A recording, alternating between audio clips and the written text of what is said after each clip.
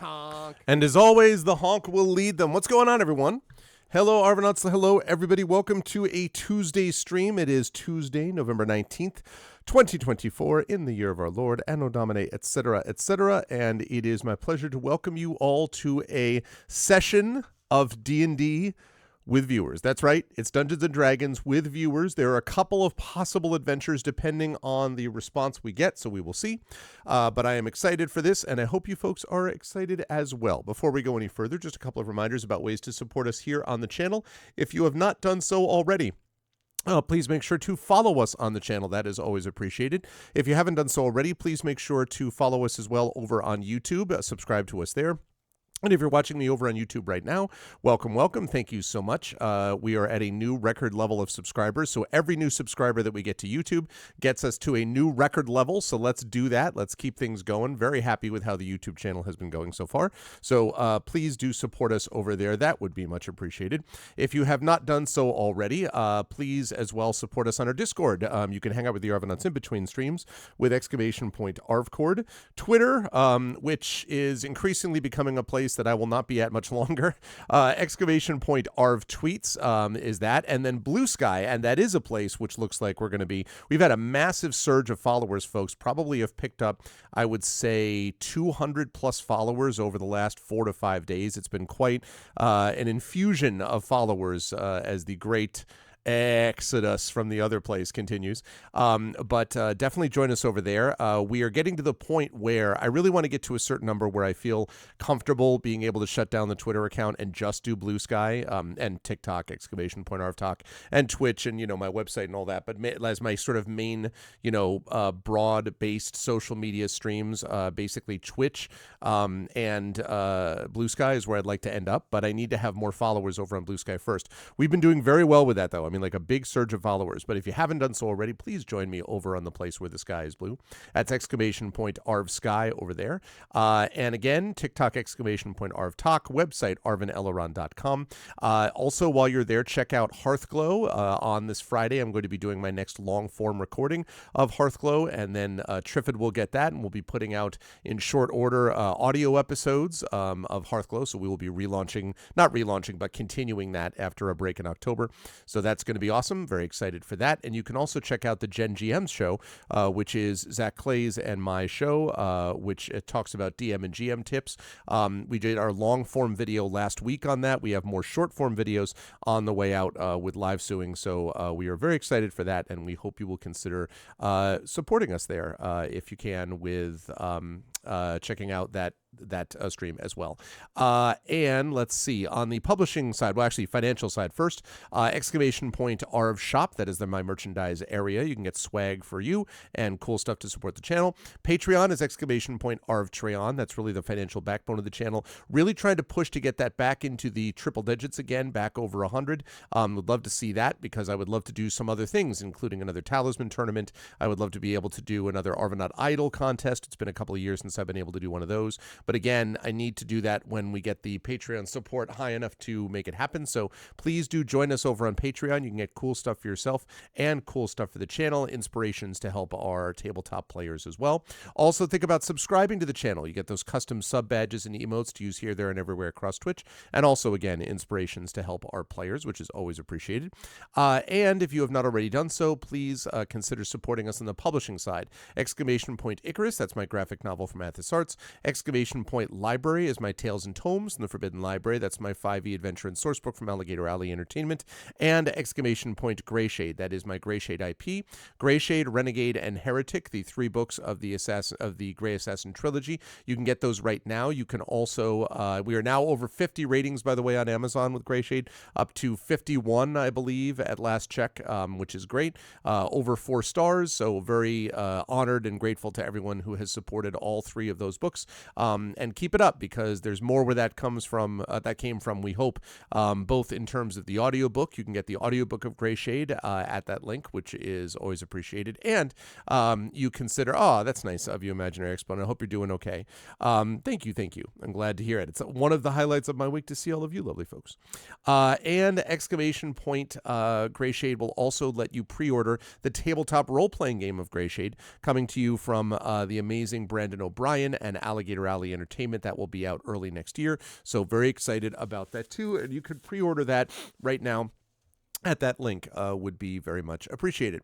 Finally, exclamation point BLM, Black Lives Matter. Important to affirm and assert the significance and importance of Black lives. Hello, Omizu. Welcome. Good to see you. Thank you. Omizu holding down the fort on the YouTube chat as we get more people in there. Always good to see you, Omizu. Yes, so exclamation point BLM, Black Lives Matter. Important to affirm and assert the significance and importance of Black lives. Exclamation point Help Now, the World Health Organization page on suicide prevention. Important to reach out to others when you need help and reach out to others when they need help as well. And exclamation point Ukraine, UKRAINE, to help the people of Ukraine, speaking of imaginary, to help the people of Ukraine as they fight back against an illegal and illegitimate war with bravery and courage, and send the message we will do so for others in the future as well. Now, quick note about schedule, but let me get rid of this and turn on this first. There we go. It's a little overexposed. Just one moment. It won't be overexposed later. There we go. That's better. Hi. Okay, so a couple of notes about everything. So first of all, today we have got D&D with viewers. As you folks know, we're also going to be doing the final vote for the Patreon-fueled Chat Chosen Game of the Month, which over on my Twitch channel, I have just posted that again. That is going to be happening at the end of today. We're going to close that down. It's between Airborne Kingdom, City Skylines, and Jagged Alliance, and this is a very close vote. In fact, this is one of the closer votes that we've had. Right now, 5 votes for Jagged Alliance, 4 votes each for Airborne Kingdom and City Skylines. So if you want to see any of those games being played next Tuesday, get in your vote at that link right now. We are very, very close on this, and so I'm very curious. I'm happy to play any of these, but I am very curious as to what's actually going to win. Jagged Alliance, Airborne Kingdom, City Skylines. Please get your vote in there. That is going to close at the end of the session today. I'm going to be playing that next Tuesday. But I will say that, so today we've got D&D with viewers here. Then I'm going to be over at GOGCom at 4:15 p.m. Eastern with Pen and Pixels, playing with By the Dice Roll as we continue with Ghosts of Saltmarsh. That should be a really good time. And then I'll be back here on the channel this evening at 9 p.m. Eastern with our monthly broadcast of Our Vocalists. Look at this. You see this? This right here is not my hair. That's cat hair. All right, you see that? Cat hair. That is my cat Sherbert's hair. You know, and I have filters running in here and the whole bit. That's not my hair. That's okay. He's worth it. So where was I? Oh, yeah. So tonight we have got Our Vocalists with the continuation of the game Growing Up. I don't know if anyone had a chance to see this last week, or last month, I should say, but it was an interesting game. I don't totally know what to make of it, honestly, but it's pretty cool. It's pretty interesting, and you get this all the time, too. Yeah, like I was just kind of like, because I'm like, that's not my hair, is it? No, it's not my hair. But anyway, so we have Growing Up. Very interesting game. Don't really know how to describe it, but it's going to be an amazing game for the Our Vocalists. And it is the last game-related thing for the Our Vocalists this year, because next month is the big annual, the biggest event really of the Our Vocalists all year, and that is A Christmas Carol. We'll be doing A Christmas Carol next month. And I should say, by the way, it's going to be a very special December for me in terms of Christmas Carol, because my daughter is going to be in a production of A Christmas Carol as Scrooge. So Little Arv is actually going to be Scrooge. I am very excited to watch that. First of all, it's my favorite story. Secondly, it's my daughter, so automatically that makes it awesome. And again, so there's going to be a lot of Christmas Carol next month, both for me with that and then also with Our Vocalists. So we got Christmas Carol coming next month. You will definitely want to be here for that. But tonight, it's Growing Up. This is not a Christmas-related thing. It's a Growing Up-related thing. Very interesting game, mini games, other things associated with it, and of course, the voice stylings of the incredible Our Vocalists of KP and Rem and Indy and Zach. So I hope you will join us for that this evening.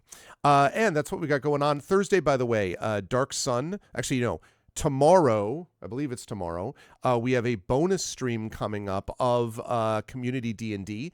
So if you like D&D today, you're going to see more community D&D, not D&D with viewers, but community D&D with Waterdeep Dragon Heist and the Shadow Crew. That's happening tomorrow night. Then Thursday, we have more Dark Sun Shattered Lands, as I finally got to a freaking place of civilization and I can sell some stuff, and it's going to be really cool. Then I have the Hearthglow recording on Friday. That will not be live, obviously. And then Saturday, we have the premiere of season 5 of Eberron Oracle of War. We had a memorable season 4 finale last Saturday. This coming Saturday is going to be season 5 of premiere, and that is the next to last season of the Eberron Oracle of War campaign. So they are now up to level 14. So we got a lot of stuff going on. I am excited about that. Yeah, it is a proud dad moment, Omizu. Yeah, I mean, she's, as I've talked about many times on my own channel, she's the light of my life. She's amazing. It's an honor to be your dad, and I'm very excited for it. My son is excited to watch her as well. My son is 8 years old, and my son is really pumped up to see her, except he's like, I don't know if my sister can be Scrooge. I don't know. Can she be Scrooge? And I was like, well, why? And he's like, I don't know if she has a deep enough voice, because he has this image of like Scrooge needs this deep voice. So she's been like, bah humbug. If I had my will, every idiot who goes around with Merry Christmas on their tongue. Yeah, she's like trying to like get the voice gruff enough.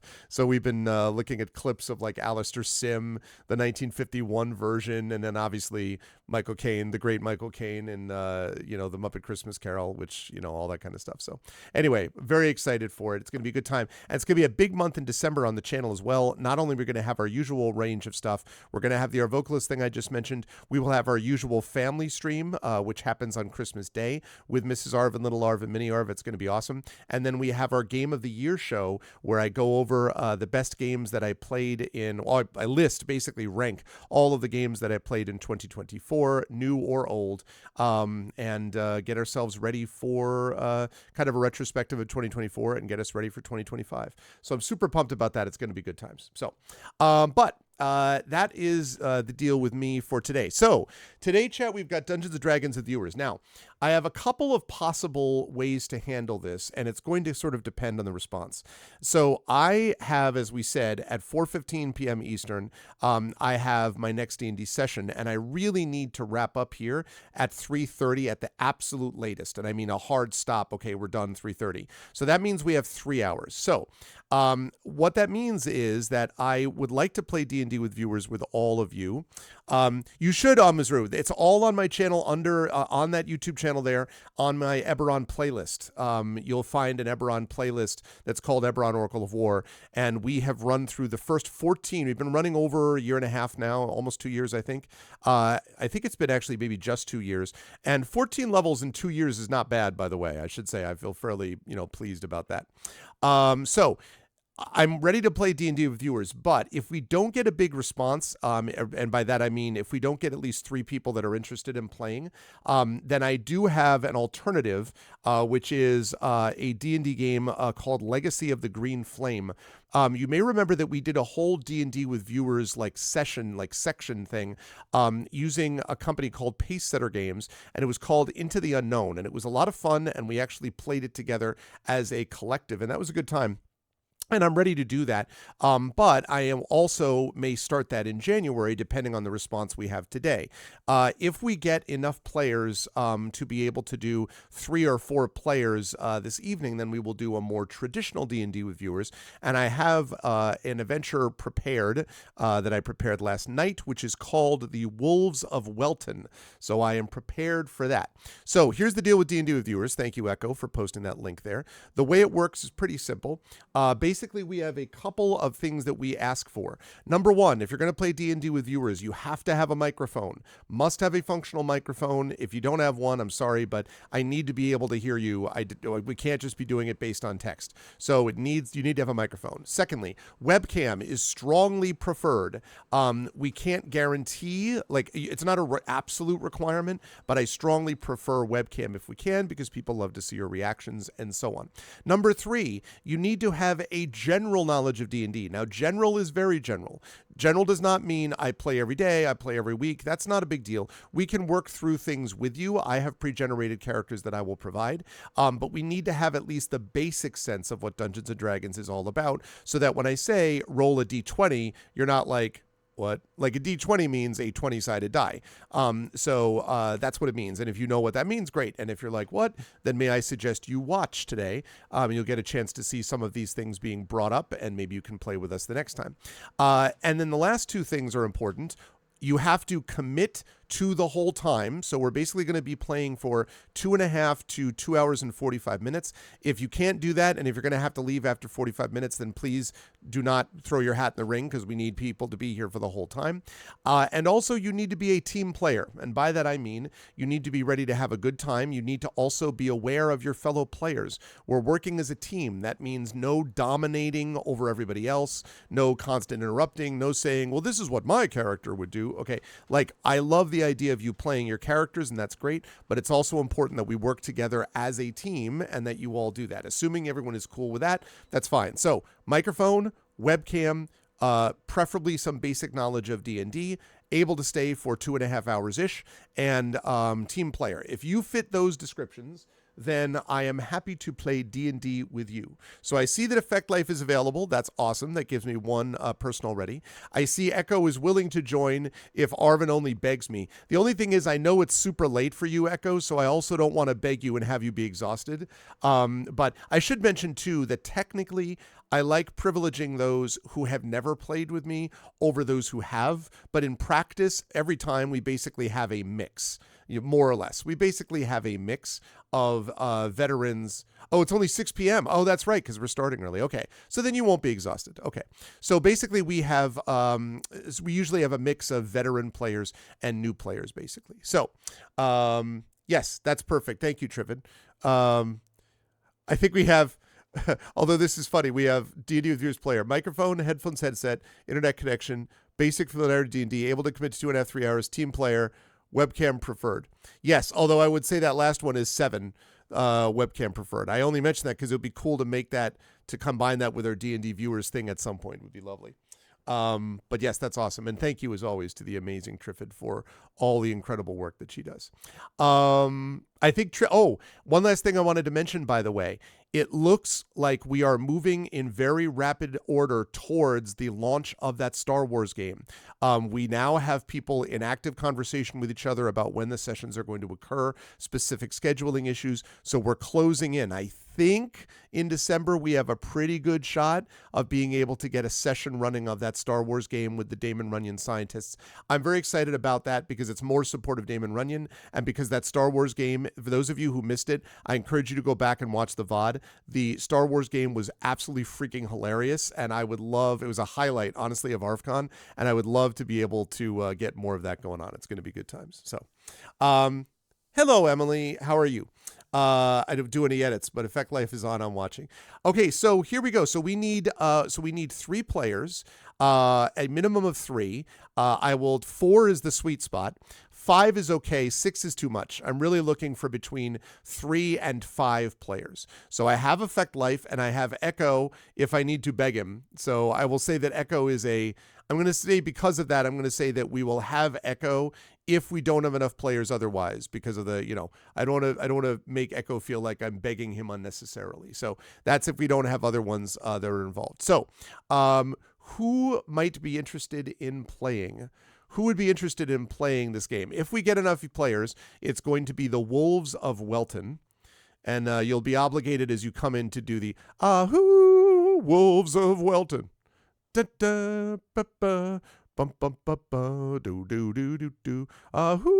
Wolves of Welton. All right, that's critical. No, I'm just kidding. You don't actually have to do that. I just did it. I did it for you, so you don't have to. It's all good.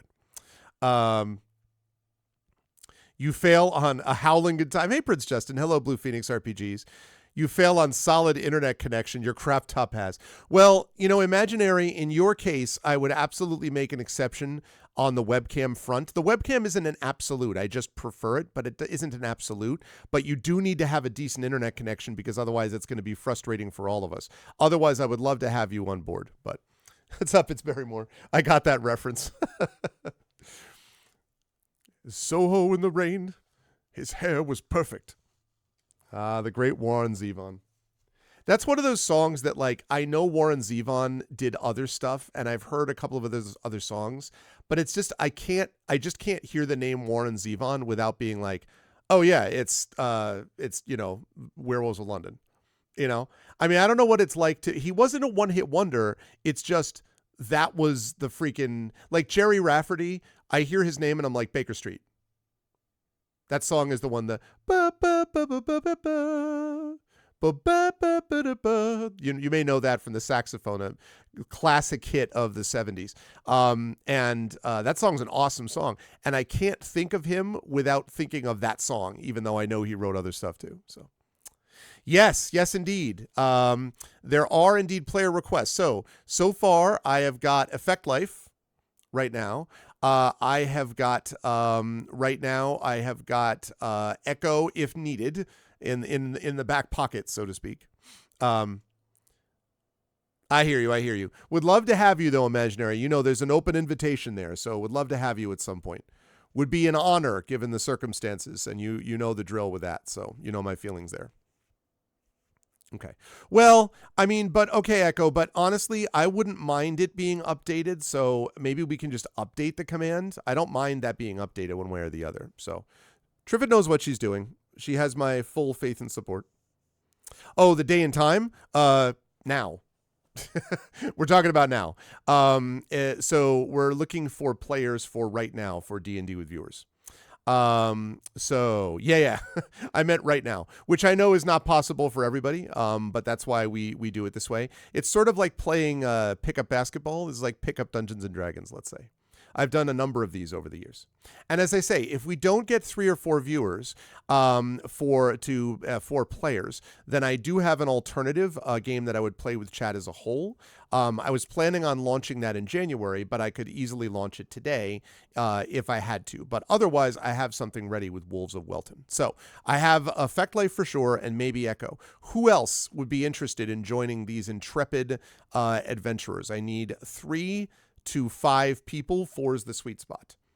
Who is interested in playing? And again, you need to make sure that you have to have a microphone. You have webcam is strongly preferred.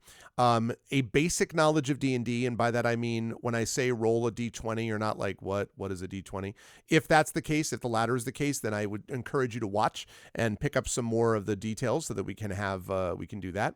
And then be willing to commit for the next 2.5 hours to play with us. Can't leave a half hour from now. And the last one is being able to be a team player. So that means listening to other players, encouraging others in your party to role play, giving everyone space to be able to role play so that it's not just the you and you alone show. Again, that's just sort of general reading the room stuff. Assuming you fit those criteria, I would love to have any of you there. Hey, what's up, Epic Realms? Oh, very cool. Well, definitely good to see you, Epic Realms. And any friend of Jennifer Brozek is a friend of ours. So welcome in, Epic Realms. And yes, and it's Barrymore. I totally hear you. Definitely, feel free to stop by or to, listen and watch and lurk. I totally get that. These things have often been very successful. We did Peril at Pinebrook a few months ago. Last time we did the Silver Silvyr Tower. We've done a lot of different ones over the years. We've done the one, as Echo remembers, we've done the 1-page dungeon where Echo was eaten by a gelatinous cube. But as you can see, Echo got better. So, there's all that. Hi, Darksteel. So yes, indeed. So who else has any interest in doing this? We have 1, potentially 2. 1, potentially 2. I'm hoping that Genly shows up because Genly was one of the people that wanted this specific date. So I'm hoping that Genly shows up one way or the other. Yeah. No, I know. Ramir got eaten first, and then you got eaten before your drow tumbled off the bridge. That was a brutal. That was definitely a brutal effect. Oh, well, I don't want to speak for Emily, but of course, happy to have Emily play as well. I don't want to speak for Emily, but because I know Emily's doing novel edits as well. But I'm always happy to have Emily play with us too. But again, it would depend. I'm looking to also bring a combination of players in. So I don't want people to feel like they're brand new and they don't want to play. We love having the new folks come in. In fact, a lot of the people that played Triffid, for example, Triffid did D&D with viewers and then became part of the regular community D&D. Drew the Damager, who at the time was Rock God, became part of community D&D. Echo Alpha X5 did D&D with viewers and then became part of community D&D. Triffid and Echo had to step away from community D&D. Drew is still playing. But OMG a Truck, also known as Hoodie, who played with us last time. Hoodie's done this as well. So Oh, you offered before to be a stand-in. Oh, okay. Well, if it's not going to take you away from it, then sure. Then that would be, then we would have Emily, we would have Effect Life, and potentially Echo. Um, oh, you don't mean, oh, you went, no, no, no. I know you did in the past, but I know you have in the past for sure. But I saw that you said today that you were working on novel edits, and I know that you are. So that's why I did not want to speak for you. In general, what are things people are interested in? And again, if we can't get this, not if Effect Life is playing. Oh, you can play today if needed. Well, maybe we're getting a group of veterans together. Effect Life is greater than edits. You realize that Brandon Crilly is a follower of this channel, and currently is on sabbatical. So he might actually be able to see this. Brandon, so you know, Emily fought like absolute mad not to be included. Like Emily was like, please, I must do these edits. And I'm like, shut up. Brandon's edits don't matter. And Emily was like, no, that's not true. And I was like, whatever. Brandon's edits are nonsense. Okay. Just want to be clear. Who wants dirt? Ooh. Okay, what's the spoiler? Yeah, give me the spoiler. Give me the spoiler. And then I will list off who I think I've got if I'm not misunderstanding this. I think I know who we've got now, but okay, and we are gathering. Hey, what's up, Tim Coolish? Hello, hello. So we are gathering D&D with viewers players. It's absolutely wonderful. The entirety of his writing has grown in so many ways. Oh, awesome. Not surprised. Catalyst is a very it's a very ambitious book. There's a lot going on in that book. That's one of those books that you read and you're like, woo, it's a lot of really, really cool concepts. Emily did an excellent job editing it, but there's definitely, it was one of those ones where it's like a swing for the fences type of thing. And very cool. But so, yeah. Working from home today. Oh, that's totally cool. That's totally cool. I understand. Absolutely happy to have you watch. Oh, of course you can watch. Naturally, I mean, absolutely lurking and watching is totally cool. All right, so then if I have this correct, the people I have right now are Effect Life, Triffid, Emily, and possibly Echo. Are those the four? Is that what I'm looking at? And I know that everyone is willing to give everyone a chance. I get that. But are those the four? Sounds good, Tim. Always a pleasure to have you here. So is that the four? Did I get that right? Effect Life, Emily, Echo, Triffid?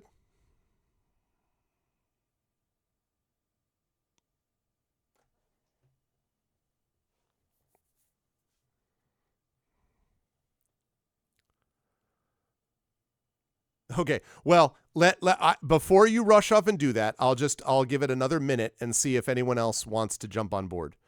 But otherwise, I think you're in unless anyone else gets on board. Okay, so Effect Life is in. Okay, sounds good. Effect Life is in. Let's see. Triffid is in.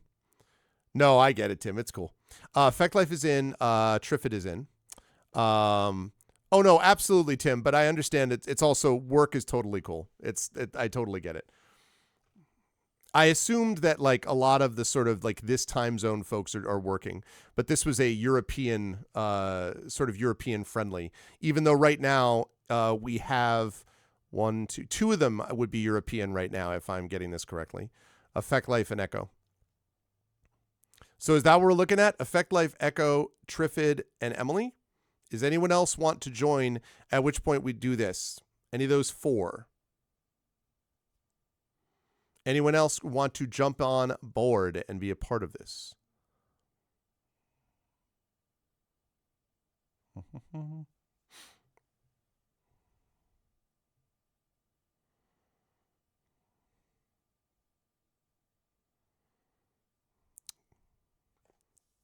Even though she has to do edits. I know.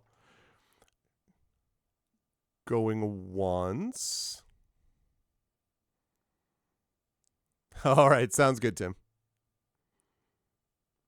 Um, and Effect Life, is that sorry, not Effect Life. Echo, is that confirmed? Are you happy and willing to do that? Echo, Triffid, Emily, and Effect Life. And actually, we had Echo, Effect Life, and Emily last time, but not Triffid. It was it? Or no, that was Peril at Pinebrook, which was 2 sessions ago.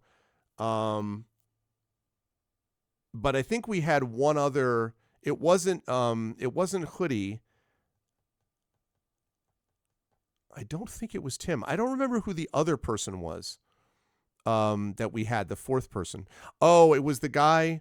That's right. The guy. No, it wasn't Wenchkin. Yeah, that's right. It was the guy who had to leave, like in the middle of it. And I can't actually remember off the top of my head his name. No, it wasn't Drew. It was a fairly new person to the stream, who had to leave midway through. And I can't remember what his name was.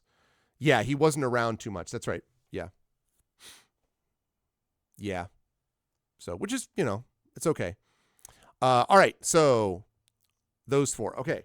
Well, so last chance saloon.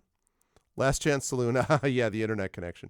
Well, he said, I kind of got the impression he was being asked maybe by a parent to leave.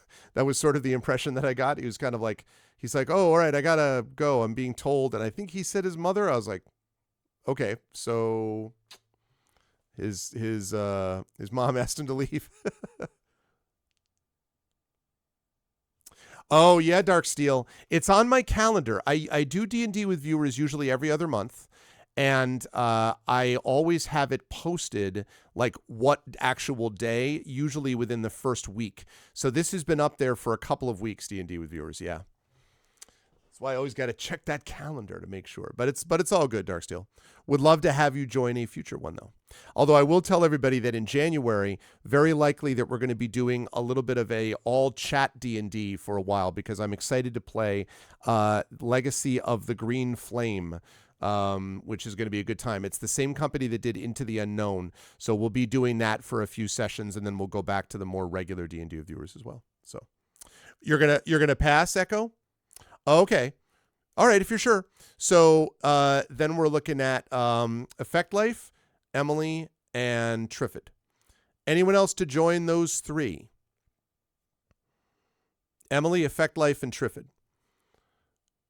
You can become a part of the Dungeons and Dragons with Viewers legacy. The experience.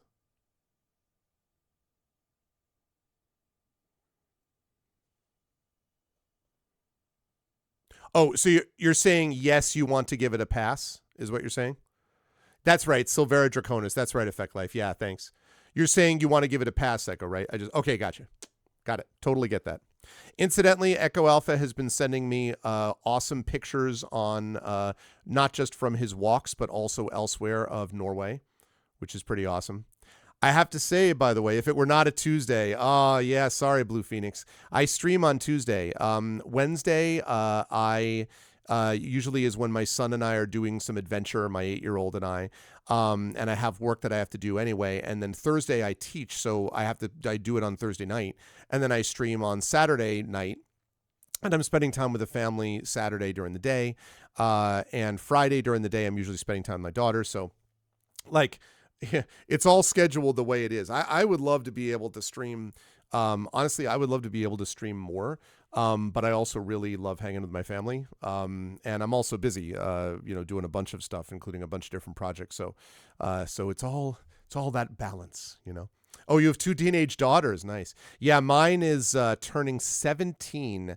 That should blow away some people in this chat who've watched her grow up, basically. When I started streaming, my daughter was 4 years old. And little Arv, as I call her, is not little anymore. She is going to be 17 in January. And she's going to be a senior she's a junior in high school. She's going to be a senior in high school next year. This coming semester, we're starting to look seriously at colleges. I'm just like,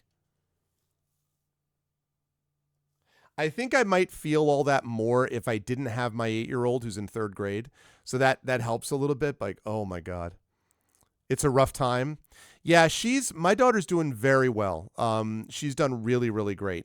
But definitely sort of navigating the teenage years is something. She's actually really gotten into, we did this thing called the Art Trail near where we live.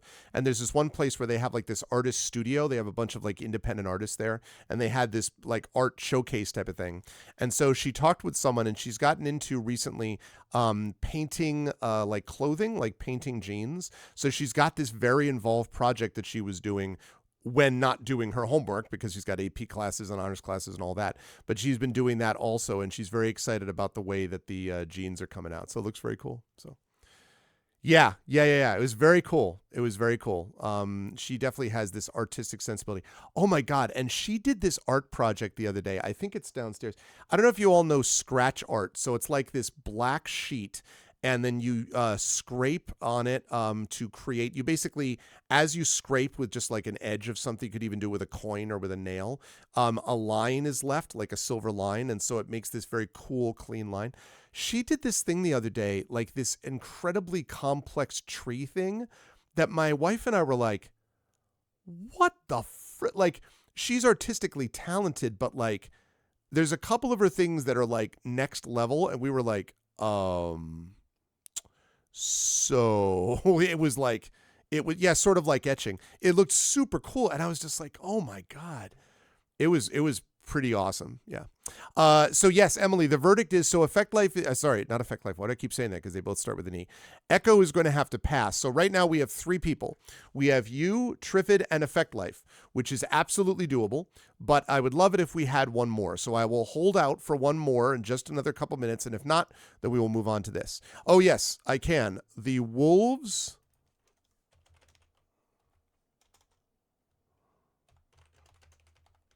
of Welton. Ahoo, Wolves of Welton. Ba ba ba ba ba ba ba ba. Do do do do do. I saw those wolves going around the Welton village. Do do do do. Look in the werewolves of Welton. They looked at each other with their gray fur. Their hair was perfect. Hit.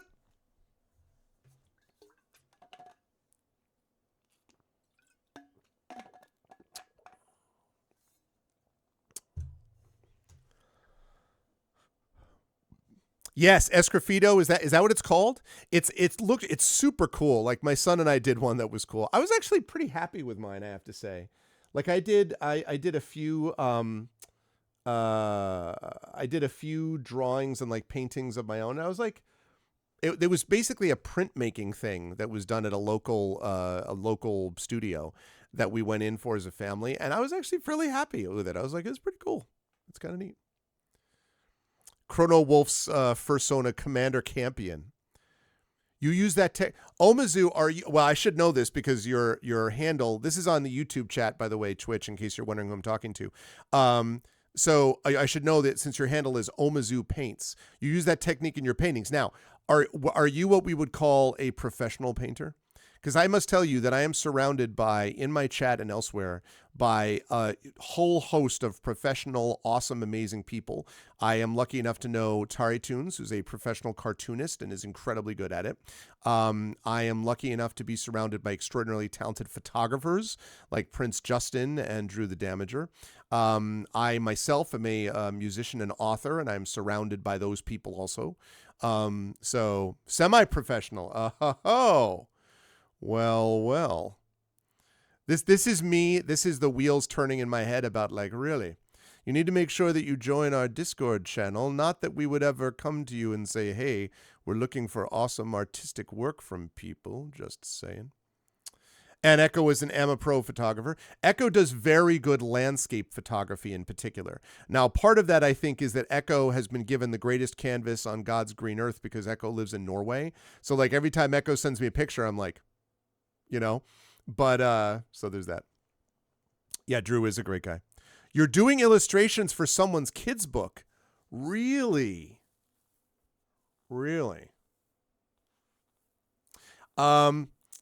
Omizu, I don't know if you're willing to drop me a comment. Fan art goes where? Well, okay. So let me put this in the wait, that's not it. Let me put this in the YouTube. chat 1 second here. Yeah. Sorry. I'm getting distracted because of interesting other things. Okay. I'm going to put this right here. Okay. If you join that Discord channel, Omizu, in there we have a creative channel within the Discord. In fact, the specific name, which I'm going to look for right now, the specific name is creative. We have another one for animation. We have another one for music. And then we have one for pets and one for memes, but you know. But creative is the one where people put stuff. And we have everyone put stuff there in terms of music compositions, photography, sometimes a little bit of game design stuff, and then obviously fine arts. So if you join us in the Discord, we'd love to have you, and it's free, obviously. And if you join the channel and post some of your stuff, that would be awesome. I may have just seen you join as we speak. But whoever wants to join in that creative, please do post stuff like that. We love to see stuff like that. That is always a good thing. Okay. Yes. Okay. So let's finish up figuring out these numbers here because I do want to make sure because we don't have forever to do this. So, okay, we got 3 people. We got Triffid, we got Emily, we got Effect Life. Anyone else joining those 3? Anyone else joining those 3?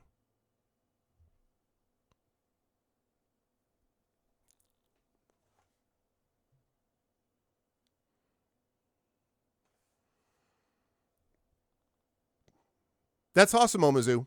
Would love to have you do that. Would love to see some of that. Always looking to build the creative I don't know, foundation of what we do at Discord. All right, well then those 3 are going to be your winners. So we are going to have that happen. So I am going to send, I think I probably have, I might have a channel with you 3. Well, I don't have a channel with all you 3 yet, but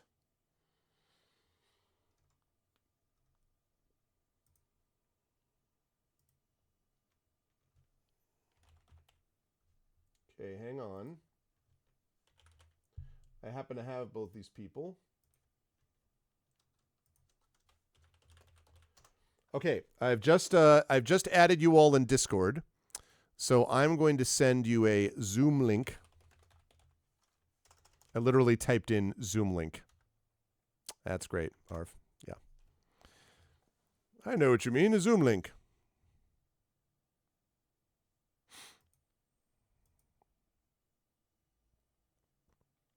Okay. Excited for this. All right, let's go with that. Zoom Workplace. Good. Okay, get rid of that. Thank you for that. There we go. Participants, chat, copy link. All right, so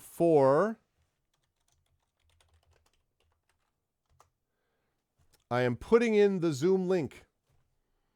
So I have just put in the Zoom link into that Discord. And then let's see, D&D, character sheets 1 to 10. I am also thinking about, you just joined. Thank you, Omizu. Awesome. I'm so excited to check that stuff out. So I should mention, okay, and I'll put some stuff over there. I should mention that soon I am going to be excited to have, I've started looking at, I got the Player's Handbook and I got the Dungeon Master's Guide, which reminds me, where did I put? Oh, I put both of them up there. I have the new Player's Handbook and Dungeon Master Guide, and I finally had the chance to go through and look at some of the differences. I'm fairly pleased so far, honestly, with how they look. I am fairly pleased with some of the changes that they've made. I've been going through character creation with my family for this little like mini campaign thing. And it's been interesting to see how they change some things around. They definitely have diminished the role of what they used to call race and now call species, and they have upped the level of a background considerably. So your class is still your most important thing, and then kind of your subclass below that. But right afterwards is background above your species, which I think is interesting. I don't really know how I feel about it one way or the other yet. It's just sort of a fact. So, okay, I put that link in Triffid in Discord. So if you join over there, I'm going to let Effect Life in. I see Effect Life. I recognize that person. How you doing, Effect Life?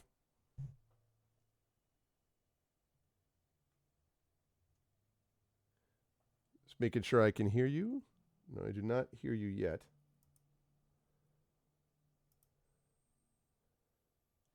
I do not hear you.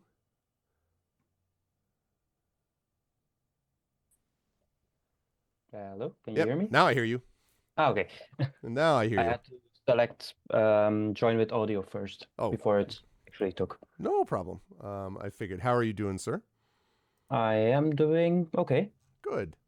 I'm glad. I'm glad that you're joining us for this. Okay. Triffid, join up with this, please. And then I'm going to link in there the list. Now you'll be happy to know. I hope you're going to be excited about this, Effect Life, because you're picking a level 2 character. That's right, level 2. It's not. We're out of level 1. This is no more training wheels. Okay, this is where it's at. Let me tell you. Ooh, there are a lot of choices. Yeah, but you're only looking at the level 2 ones though. So when you start doing that, you'll see there are a lot fewer. Only the ones that end with 2. That's it. Okay. That's it, exactly. So that means there's not that many. It's basically just, and this is still using the original 5e rules. But like I say, I'm going to start gradually as new campaigns come up. I'm going to start transitioning into the Dungeons and Dragons, whatever they're calling it, 2024 5.5, whatever the version is. But for right now, we're still on 5e. Okay, and while Effect Life gathers, Emily and Triffid, can I have you join? I see Triffid is here, and there's Emily. There we go. Lovely, lovely. All right, there's 1, and there's 2. All right, we have the 3. Can everyone hear? Oh, I know Effect Life can hear me. Triffid and Emily, can you hear me?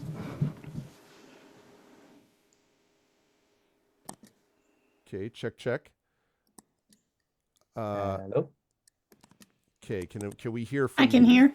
Okay, you can hear. All right. Hello, okay. Triffid, and You Emily. just went quiet, Greg. I did. Hello, check 1 2. Oh, okay. Yep. And Emily. I can hear Triffid fine. Great. And Emily, can we hear from you? I'm here. Yes, lovely. It all works. It's all right. Outstanding. Big Okay. delay here. Oh, there's a delay. Okay. Hopefully that will be fixed over time. I hope. Okay. I just put a link to the folder. As I was saying to Effect Life, I hope you two are ready for the power. You are choosing level 2 character. That's right. Level 2. The second level of power. We're not. I hope the power is ready for me. Yeah, well, that's a good point. Like, can a level 2 actually even handle what they're about to see? It's a good question. Probably not. Probably not. All right, so feel free to pick one of those as I get us ready. Level 2. And it's also very cool, whatever anyone would like to play from that list, whatever seems interesting to people, feel free to talk amongst yourselves and chat. In just a moment, when all the video is captured and I get the names of everybody, then we'll be getting ready to go with the Wolves of Welton. So, which I'm sure has nothing to do with wolves. I'm sure it's not related to that at all. It's actually a head fake. The whole thing is about werecows, and it's about, what they do with that. Okay. That sounded like my filter, Triffid. I know whenever something is going on down in the kitchen, I know it up in my office when I start hearing the, as my filter starts firing up. That's my extremely noisy dehumidifier. Mm-hmm. Man, we haven't needed, I wish that we had needed a dehumidifier here. We're finally tomorrow and the next day going to be getting some actual rain. This is as dry as the Northeast in this area has been for like 25 years. Very, very dry. It's not great on the whole fire thing. So we need us some rain. Okay. Let's see. Do you want to log out and back in, maybe?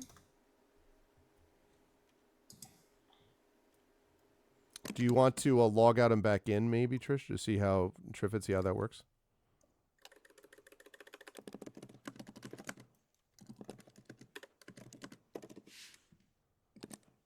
Okay. Okay. All right. So for chat, hang on a minute. We'll be firing up here in just a moment. We're just getting some things ready. And also, after the players have figured out what they want to play, I would love some names, please. Some names would be great whenever you get I have an idea for what I want to play, but I don't know if it's something for a, let's say, beginner player like me. Oh, well, what are you? The high elf wizard. I don't know if a wizard class is something to do as a beginner. I think, well, so I would say probably at a level 2, it's probably not too bad because you don't have a lot of choices. So that might be okay.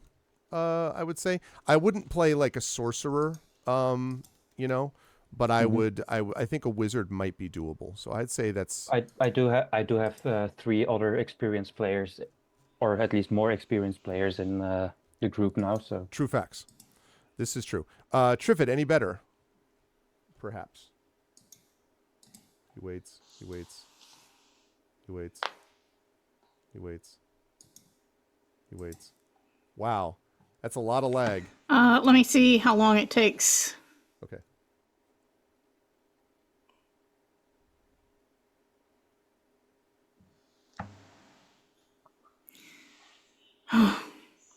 Yeah, still like 10 seconds or Still something. 10 seconds. And you're picking this up, and you're sure you're picking up the Zoom and not the Twitch audio by chance?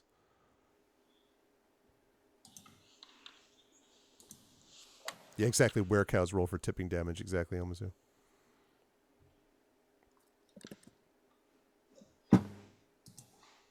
Yeah. All right. Well, we will do the best that we can.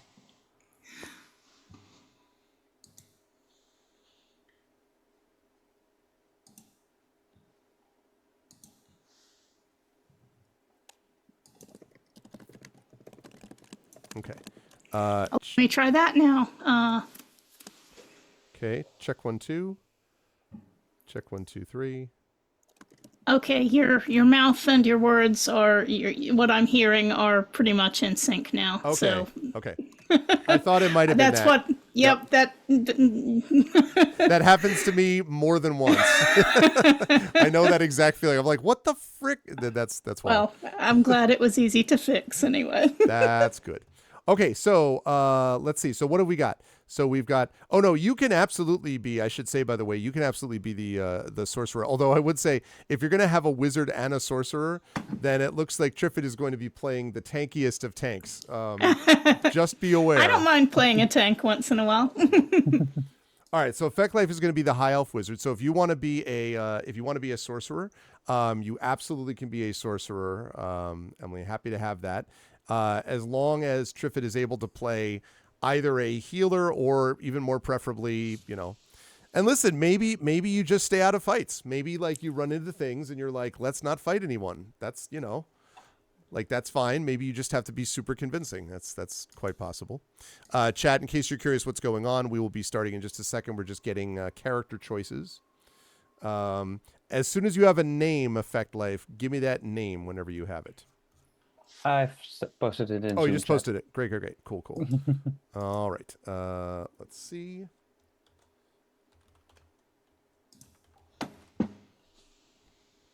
I like it. All right, and let's put that in Harrington font, as God intended. All right. Right. Okay. I'm going to drop that down like that. We're going to put that up that. Okay. Oh, I almost spelled that wrong. That is, I almost put the H before the I, like X chip effect life, which is not not a bin. That's like a person who fails at poker, an X chipper. Okay. Right, there's that. Great. Lovely. I love it. It's awesome. Okay. All right. You try to play a magic user. You know, actually, my daughter was thinking about at some point playing a Divine Soul Sorcerer, which is kind of a variant, I think, from Tasha's Cauldron of Everything, which is basically like a sorcerer healer. Very interesting, and kind of a neat. Yeah, I've never played with a Divine Soul Sorcerer. It's very cool. Okay, whenever, so Triff, I don't know if you saw that link for things, but whenever you see that link for the Dropbox, we're picking level 2s, as I mentioned. So definitely give me a name and a choice once you have one. Oh, okay, got it. Cool. All right. So while I'm on the subject, I probably should also get my notes up. Emily, have you thought of a name yet by chance? Yeah, I'm looking at this character. It's kind of intense. Really? Yeah, I think I'm gonna go she, and I'm gonna, because I don't think it says that, right? I think that this person would just go by Flame. Okay. All right. Do we also get a Roll20 link like last time, or Yes, is it you just will. completely? Yes, Okay. you will. You'll be getting a Roll20 link momentarily. Okay, and effect life is the name previously given to me. Uh-huh.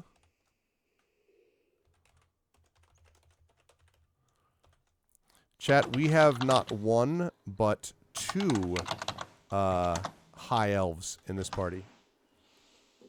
Oh, wait. Yeah, we have two high elves. And depending on what Emily plays, we might have, I don't know if we're good. Did you say it was going to be a high elf? I didn't hear that part. Mine's a Dragonborn. Dragonborn, okay. Ooh.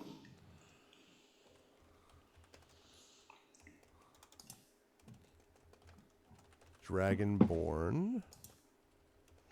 My quote is, "Do you hear that? It is the roaring in my blood." Ooh. So Nice. that's where we're at You today. hear that? I should probably look at these things before I choose, but it's not that I'm mad about it. No, I was going to say, like, that's pretty badass.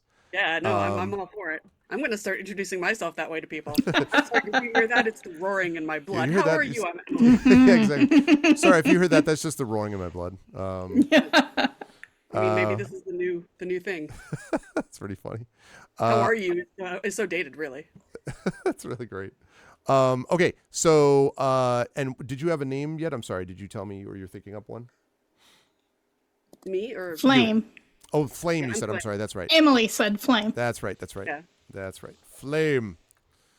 Seemed a little better than like Blood Roar. Roar blood, yeah. Okay, Dragonborn, and what kind of character? Dragonborn what? Or sorcerer. Sorcerer, that's right. Okay. Sorcerer. All right. Great. All righty. So I've got that in my sheet. Let me just add that to here. And then we're going to have this going. Right. There we go. You do have access. Yes, you do have access to the cleric list as well. For that divine soul thing, which is pretty cool. But it also just has specific magic heal concepts, which I just think is neat. And it also helps because I'm not a big fan of multi-classes. This is just me. So I like it when we don't have to worry about that because it's all covered in the thing. Okay. Right. So let's see. So Triffid, do you do the Fandango? Just curious. My character quote is, I apologize for cutting off your fascinating diatribe with my blade in your belly. Small talk was never my strong suit. Oh man. I love that I started by saying maybe we should avoid fights, and they're all like, right, my name is Suck It, Jerk Face Clown. And I'm sorry that I snorted when you said that, Triffid. It was just the roaring in my blood, you know. Not me snorting like a dork. It was blood. All right. My quote is quite lengthy, actually. Really? Oh, see now? Okay. It began when I was born at the... So you clothe yourself in steel and cured leather, jab pointy sticks at your enemies and think yourself mighty? Fool, my weapons are the building blocks of creation, the forces of the universe. Seek not to impress me with muscle and bone. Ooh. Jeez. Everybody here is just sort of like, step off, jerkweed. The whole adventure is just like these children, like, we'd like you to help. And like, do you hear the roaring in my blood, child? No. All right, it's going to be one of those adventures. Great. Okay. I have everyone set for that. And there's that. And last but certainly not least is, let me bring, this thing is already, oh, it's right, because I have that down like that. There we go. And that is like that. Great. Cool. All right. Lovely. All right, chat. Then we are ready to go. And I'm going to bring you over. One thing is not quite clear to me. Oh, I have to put the roll 20 in. Yes. Where does it say what spells I am able to cast? I see a list of 1, 2, 3, 4, 5, 6, 7, 8 different spells at first level. Nowhere it says which ones I actually know and be able to cast. Let me double check on the list that I sent you, because where are my characters? Because I see under actions, I see the cantrip Firebolt is listed, but the first level spells is listed nowhere. I do see I have 3 spell slots, but not which spell. Okay, let me double check here quickly and see. Okay, so you got the High Elf Sorcerer, right? High Wizard. Wizard. Highest Wizard. Sorry, High Elf Wizard. Okay, let me just double check here. There's the High Elf Wizard. You're a wizard, Harry. Okay. Okay. So the spells that you have access to right now, those spells that you see down there under spells known, those are the spells that you know, and you have 3 first level spell slots. So what that basically means is every time you cast one of the first level spells on the list under spells known, you use one of your spell slots. And when all of them are used up, then they're all used up. Cantrips, that never happens. Cantrips you could just continue to use, you know, as long as you need. I just thought that there was something like a limit. I have, let's say, 3 different spells that I actually have studied. Any of those spells, you happen to know all those. So, okay. Yep, and you could do any variety of them. So if you want to do 3 Thunder Waves or 2 Magic Missiles and a Detect Magic or whatever, that's up to you. Mm-hmm. So, okay. Lovely. Then I think I can figure the rest out myself. All right, and I'm going to send over the Roll20 link now in our Zoom chat. So I've just done that. And chat, we are ready to go just about for the Wolves of Welton. Okay, and I need to actually get a little music up here as well. Let's get some... Let's see, have I got peaceful music? Let's add soundscapes over here. Let's add combat music over here. I don't think we're going to need tavern music, but maybe. Okay, and last but certainly not least, let me bring over, let's see. Oh, remember in your Roll20 to turn off audio and video there, or yes, or at least audio, because otherwise you'll get echo. That's right, to block your own audio, although you should make sure that you can hear the music yes, /sound effects sorry. for that. Others can see or hear, so don't say voice. Let's see. I'm just going to say none. Yeah, I just disallow access to my microphone and camera. Okay, that works. Mm-hmm. Sorry, Chad, I was just Where do getting I do that, Triffid?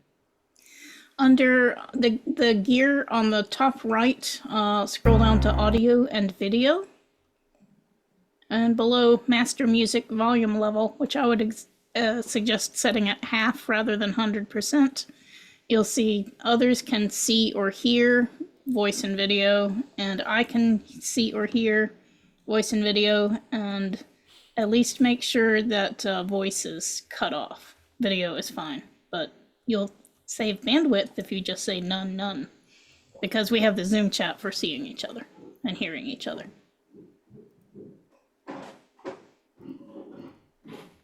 Okay, let's see. Oh, good. All right, that works. Let's add that.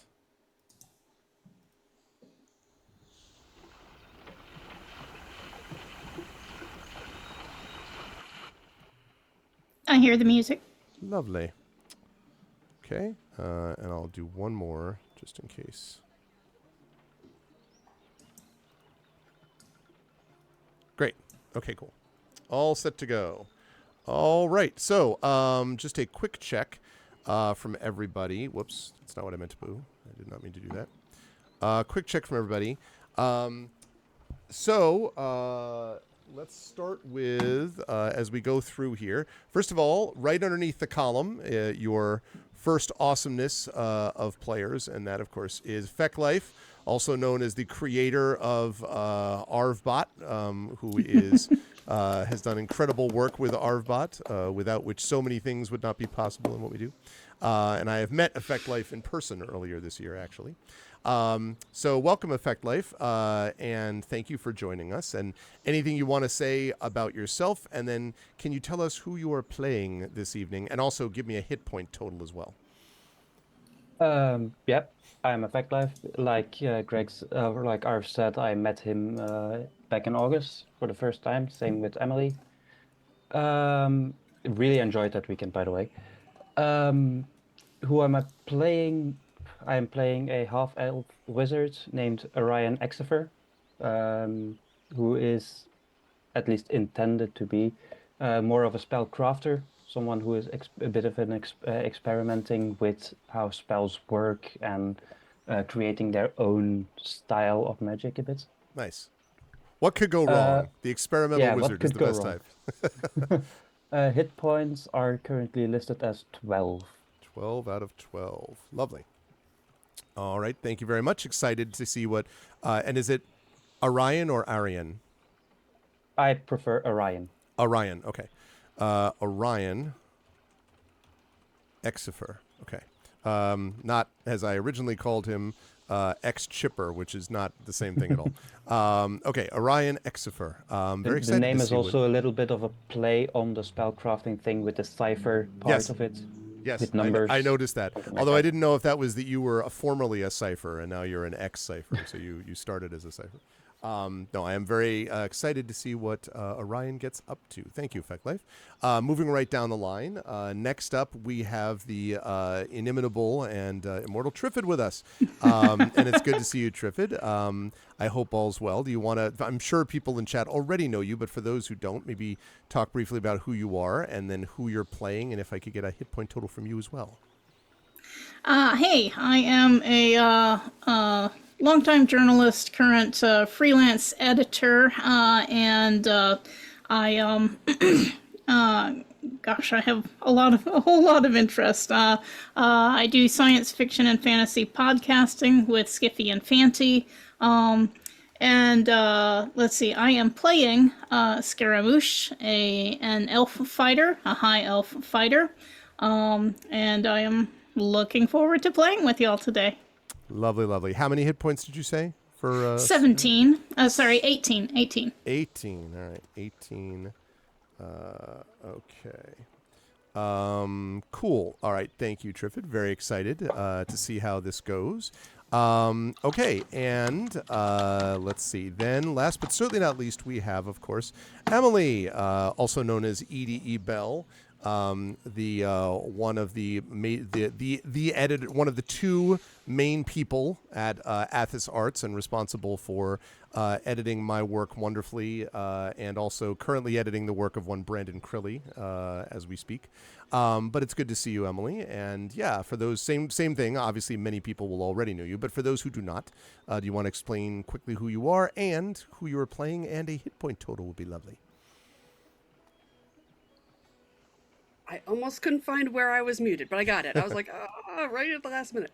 Yes, I'm Emily. I'm a writer, I'm an editor, and a human. And I am just excited to play because I like these people, and I did get to meet Effect Life in England, and it was delightful.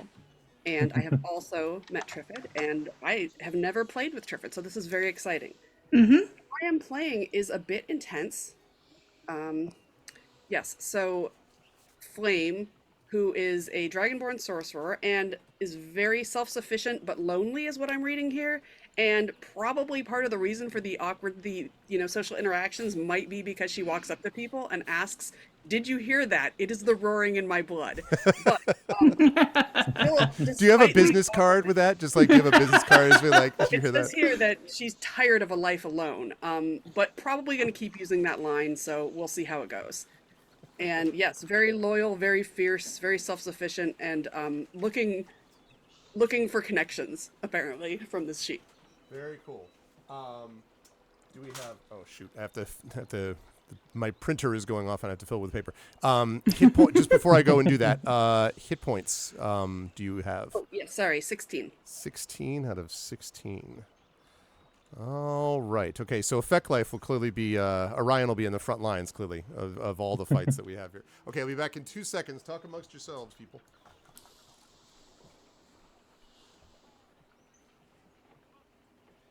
We should. Yeah, we're the vampire here. Oh, great. I actually do have one question.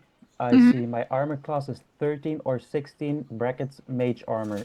Do I know if I do have mage armor equipped or not? That would be on your spell list. It's a spell that you cast. Okay. So if you cast if you okay. use one of your spell yes. slots to cast that, it lasts for however long it lasts. Okay. It should say however many rounds or whatever. I did not know it was a spell. Now I do. Okay. Mine says natural armor, and it took me a second to figure out what that meant. And then I'm like, it means naked, right? I mean, Wait, are you playing a barbarian? am I wrong? Tell me if that's not what that means. I think it's your dragonborn scaly, tough hide. Yeah. Probably, yeah. Yep, that's what I was saying. Yes, I would say that it's probably that. Yeah, Dragonborn are because I remember back, I think it was when 4th edition, I ran a campaign where a guy was playing a Dragonborn, and he got a shirt that basically had a picture of a smug Dragonborn face, and he was like, "You're damn," and the saying was, "You're damn right, those are my hit points because Dragonborn," which was like, I mean, they are pretty cool. It's like when everyone's just like, oh man, I'm so tired of the Jedi. I'm like, are you really, or do you just love Jedi because they're badass? That's kind of the thing with Dragonborn. Like, they're just sort of awesome. All right, chat, let us get into this. It is a pleasure to have this group with me. And so here we go. It has been a long time, Orion and Scaramouche and Flame, since the people of Welton have worried about anything more frightening than sheep ticks or a late frost. But that seems to have changed because you have heard a rumor that this otherwise peaceful village has been facing something serious. Something which, frankly, they're not even necessarily willing to talk about. And you're not 100% clear as to why that is. But something here has been off. And you have been asked, as adventurers with some local reputation, you folks at level 2 have been sort of, you've been playing the small clubs. You know what I mean? Like you're gradually sort of making a bit of a name for yourselves. And you have been asked to stop by the village of Welton and to help them out. And the thing that was strange is that the information that you received about this, staring at a bounty board in a local village where you had a little sheet that talked about adventurers wanted is how vague it was. Usually it'll say something like, adventurers wanted, pack of rats in my cellar, that kind of thing. But this one was very much adventurers wanted information to be provided, and then a list for Welton, which is also weird because I'm trying to think of an example. I wouldn't use the example of Ferndale, but maybe, Emily, if you thought of like a neighborhood around you that was like nothing ever happens there and it's like very steady, you know what I mean? Like it would be like that. I don't know what the equivalent would be, but like if there's a neighborhood you can imagine around you where it's like it happened there, like there's a problem there where like nothing ever happens. That's sort of what it would be. Like where I live, not near, fairly nearby, it would be like having something happen in Easton. Like nothing in Easton, Connecticut ever really happens except that people get richer and more isolated. I don't live in Easton. I'm just telling you, that's what I've heard. But like, if someone told me like all of a sudden, hey, I heard that, there was a 5 tanks fighting each other in the streets of Easton, that would be really weird. And so that's more or less what this is as well. And so it should be known that the thing that did take your sort of notice was the reward below that. Because to deal with this, whatever this is, they are offering 800 gold pieces. Now, this is a lot of money. That sounds like the entire, GDP of 5 years worth of Welton. So you have no idea how they have this money or why they're offering it. But it certainly seemed to you like exactly too good to be true. Maybe it's just a timeshare. They're asking you to stop by and see. But anyway. Okay, so you were traveling through the hills as we pick up with the party to the west of the village, and you can see these neat white-walled buildings standing out among the green grass in the valley below. And in fact, I have a little map for you, which I will bring you to now. It is not really a battle map as much as it is just sort of a sort of map of the area. Please ignore the numbers. Those numbers you do not actually see sitting on the ground in front of you. But I will say that you are right around here-ish, where I'm pinging over there. And Welton is down here. So you were up on the hill. You've just passed through this forest.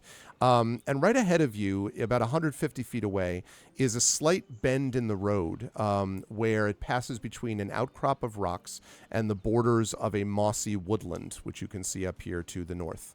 And as you approach, you can see there is a pair of men driving a small flock of sheep through the gap with the help of 4 sheepdogs. This is all very traditional Welton stuff, right? Like you're just like, yep, it sounds like normal.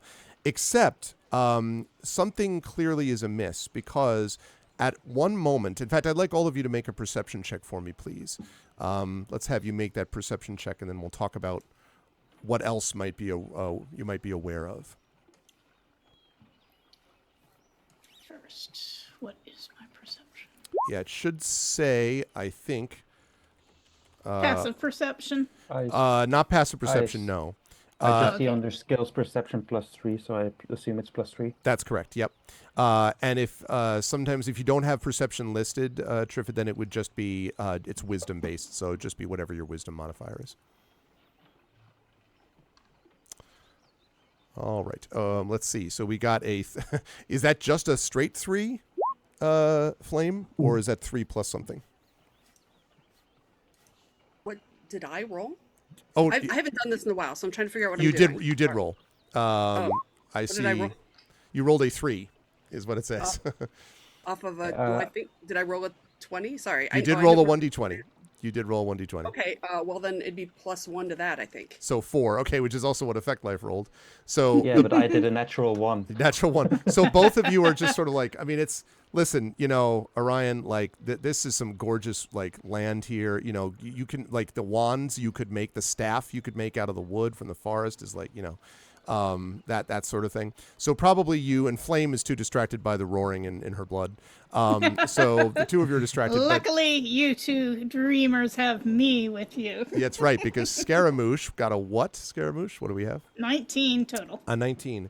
So you were able to pick this up at the same time as the dogs do, because the dogs prick up their ears and start frantically barking, and you, Scaramouche, hear what is clearly the sound of wood, like like crackling twigs and leaves and something, in fact, several somethings, running rapidly through the wood to the north.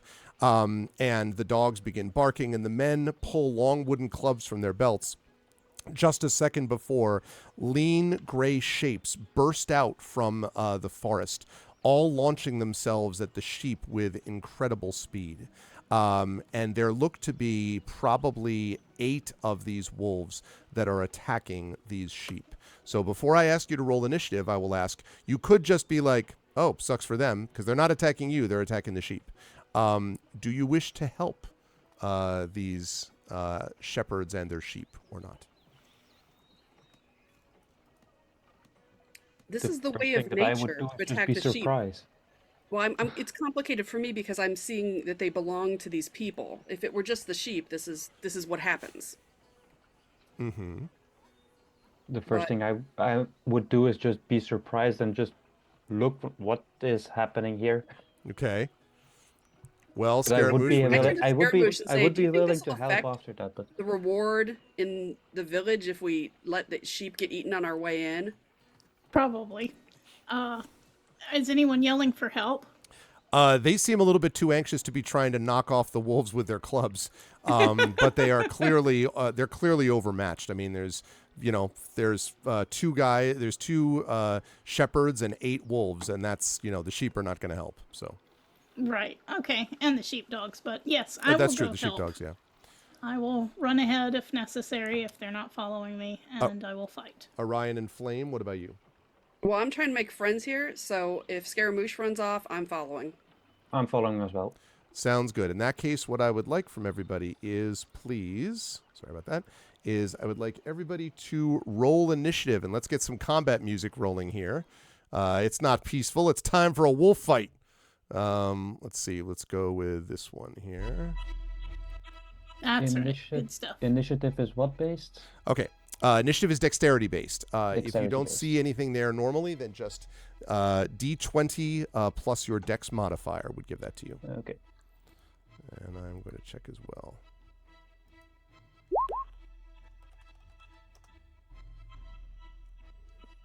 Okay.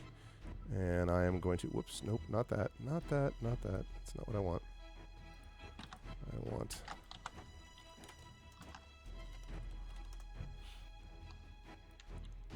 Okay. Not that either. Right. Okay.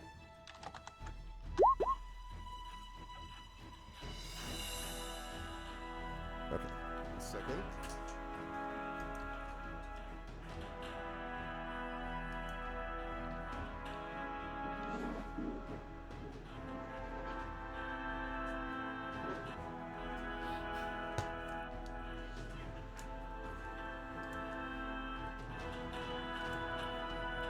All right.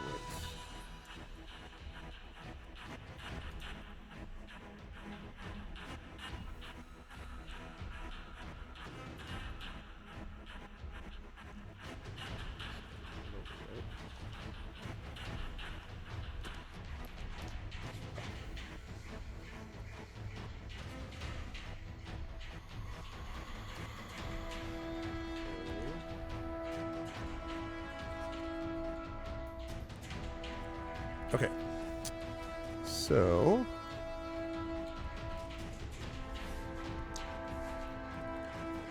So for chat, Emily or Flame got the best initiative at 18. Arian got a 9, and Scaramouche got only a 4 initiative, despite seeing the problem first. okay. So 18 for Flame, Effect Life for 9, and Triffid for 4. Okay. Scaramouche just stumbled on the way up to the wolves. Yeah. And got Well, at the back of the group. I'm going to be trying to cast a cantrip and draw my sword at the same time while I'm running toward the problem, so that's probably why my initiative is low. That's exactly right. It's chewing gum and walking at the same time, essentially, is the key. Okay. All right. So, let's see. Flame, you are up first. And I will say that you start from, at the moment, you're not going to be able to do much initially unless you have a long-range spell, because you're starting about 150 feet from this. You were just coming out of the sort of area where the woods were narrowing, and they're beginning to kind of stretch out to the north. When ahead of you, near this rocky outcropping, you saw these wolves plunge out of the forest to the north. And so you're about 150 feet away. So you could double move towards them. If you have a spell that covers that 150 feet, that would work as well. But right now you have 8 wolves. And the wolves, clearly you can see, without even having to do any checks or anything, are focusing their attention on the sheep. This seems very much like a wolves want to eat sheep type of thing. Is just so I know, is the Ray of Frost in play? I'm not familiar. I'm trying to catch up here. You could certainly use it. I don't know. I don't know how far it reaches. Let me double check. I have enough windows. I'm just trying to. Ray of Frost, I believe, is distance. Might be 60. Let me see. Yep. Haha. Check me out. 60 feet. Yes, it is 60 feet. So you would need to basically double move, and you would need to do that like essentially at your top move, just booking it towards there if you wanted to try to hit with a Ray of Frost. Unless you have something that's a little bit farther range than that. But I mean, True Strike is, I don't know if that's an attack or it's something that makes your... It makes your next attack more likely to hit, but it would be, yeah. Okay, that's what I figured. Okay, so, I'm not gonna, frost them yet. Okay. But I'm going to run forward as far as I'm able. Okay. And I'm going to shout at the wolves. Wolves, leave these sheep alone. Soon you will hear the sound, and that sound you will hear is the swinging of my quarterstaff. Leave these sheep alone, and I'm running nude. Dragon. Visuals are important. Yeah, no, Yes. for sure. I'm an editor, and I say, now what are we seeing in this scene? So you're seeing this. I had this image as well of, hey, wolves, leave these sheep alone. All in all, you're just... All right. So you're zipping towards them as fast as possible. Trying to distract them with your natural armor. Yeah, exactly. Which is glinting in the sun, I assume. Just like, for impressive with that. Yeah, it says I'm of the silver family, so it's glinting silverly. That's right. That would make the shepherds notice. Well, the shepherds are a little, they're a little occupied at the moment, in fairness. But yeah, they okay. notice this though. Say again. Yeah, they would notice that. Okay. So let's see. So you're going to do that. Right. So you're able to basically move 60 feet. So cut it from 150 down to 90 feet as you were booking it. You do yell across. You can see that one of the shepherds sort of briefly glances in your direction. And then sort of like barely avoids a wolf snapping for his throat, and then has to turn away again. The wolves, it's hard to tell if they noticed, but there's definitely already a bunch of wolves surrounding a terrified sheep, which is bleeding helplessly. And speaking of those wolves, it is their turn. And so they leap on, 2 or 3 of them leap on one sheep. And grabbing it, drag it away, and you hear this burr, burr, as it's being dragged away by these 3 wolves. The other 5, again, 3 of them, or 4 of them really, are trying to occupy the 2 shepherds, but there are another 1 or 2 that are dealing with another sheep that look they're about to jump on the sheep that's there. Exactly, save the sheep, save the world. All right, so that's going to bring us to Orion next, and Scaramouche is on deck. Orion, what would you like to do? So as I said, you're about 150 feet away now as your turn begins. Okay. So my speed is 30, so I can get into 120 feet range. Yes, you can. Right? Yep. The closest wolf is 120 feet. Then? Yes. Although I was waiting for you to have Fireball and then just eliminate the whole group plus the sheep. I do not. I know you have don't have that. Fireball. I know you don't have have that. Firebolt, which is 120 feet range. Yes, absolutely. Wow. So I will do a Firebolt. Run up as close as I can, and then use Firebolt on the closest one. I love it. Okay. Which is +5 to hit. That's right. So Okay, so make D20 that plus attack. 5. And I believe it's Roll 1d10 damage, if I'm 1d20 not mistaken. Plus, yes, it is. Okay. +5, which is a 19 to hit, Absolutely. Streaks out unerringly. and 1d10 damage. 5 damage. 5 damage, okay. So it strikes the side of this wolf and this is one of the wolves that's attacking the shepherds, and it This sort is of distracted a bit.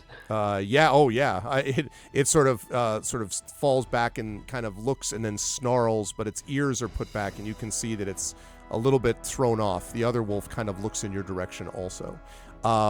Okay, so that definitely had an effect for sure, Orion. As you continue to make your way towards them, Scaramouche, you were up next.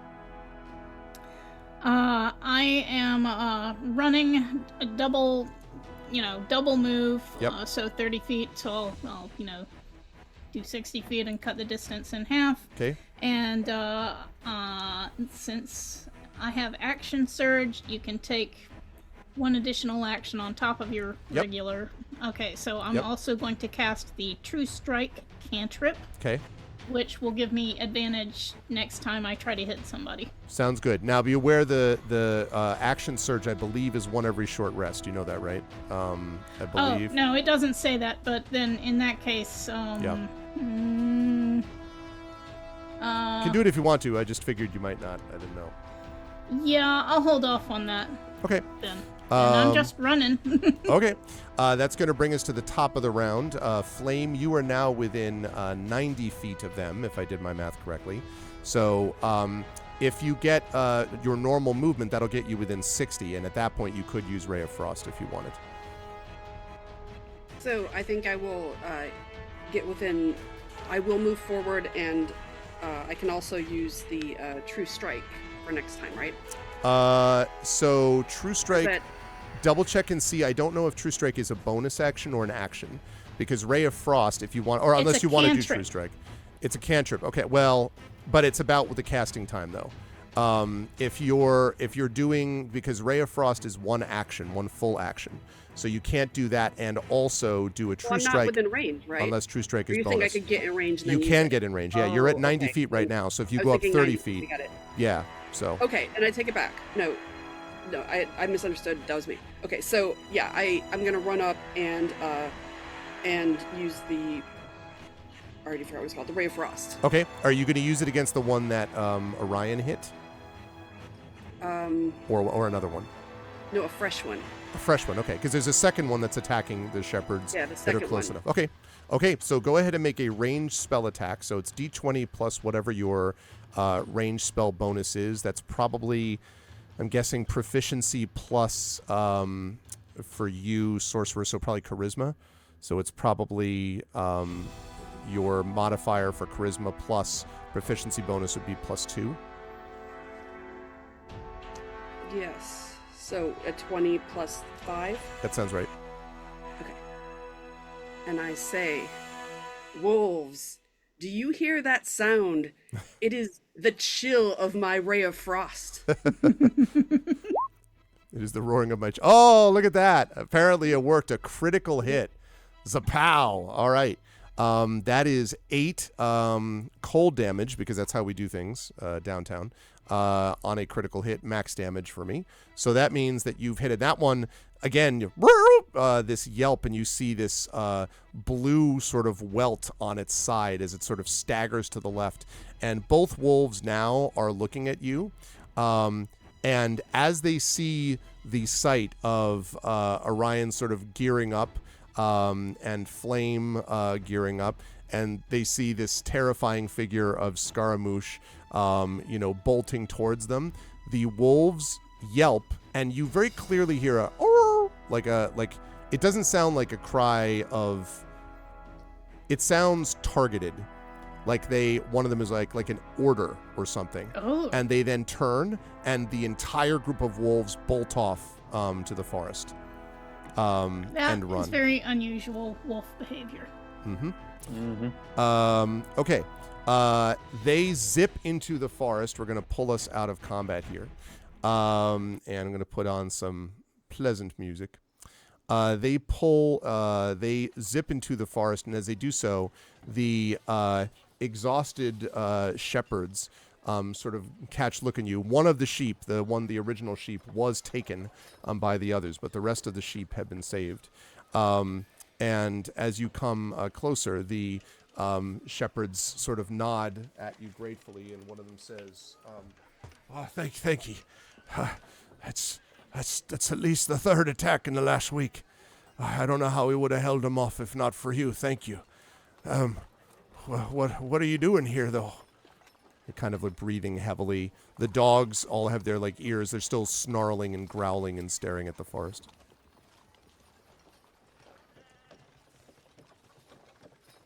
Well, I say, hello.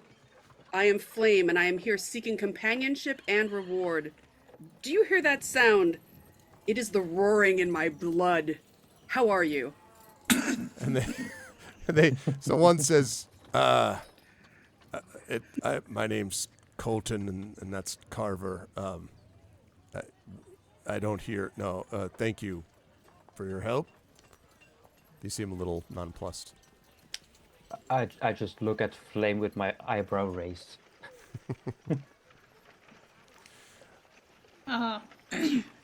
Good shepherds, I had heard that there was a reward for some sort of wolf problem, and we certainly see that you have a wolf problem here. Perhaps we should return with you to the village and speak with your leaders? You'll probably want to do that. It's, I'd say that we do indeed have problems, although I don't know what money's forthcoming one way or the other. I mean, the truth is that these wolves, I don't know what to make of them. And Carver, that he pointed at, says, well, this all started when that sorcerer, Father Merrickson's brother there, up and disappeared. It's not that I'd hear a word against him, of course, but it does make you think, don't it? And what did I call him? Carver. What did I say was his first name? Colton. And Colton sort of nods. He says, aye, it's true enough.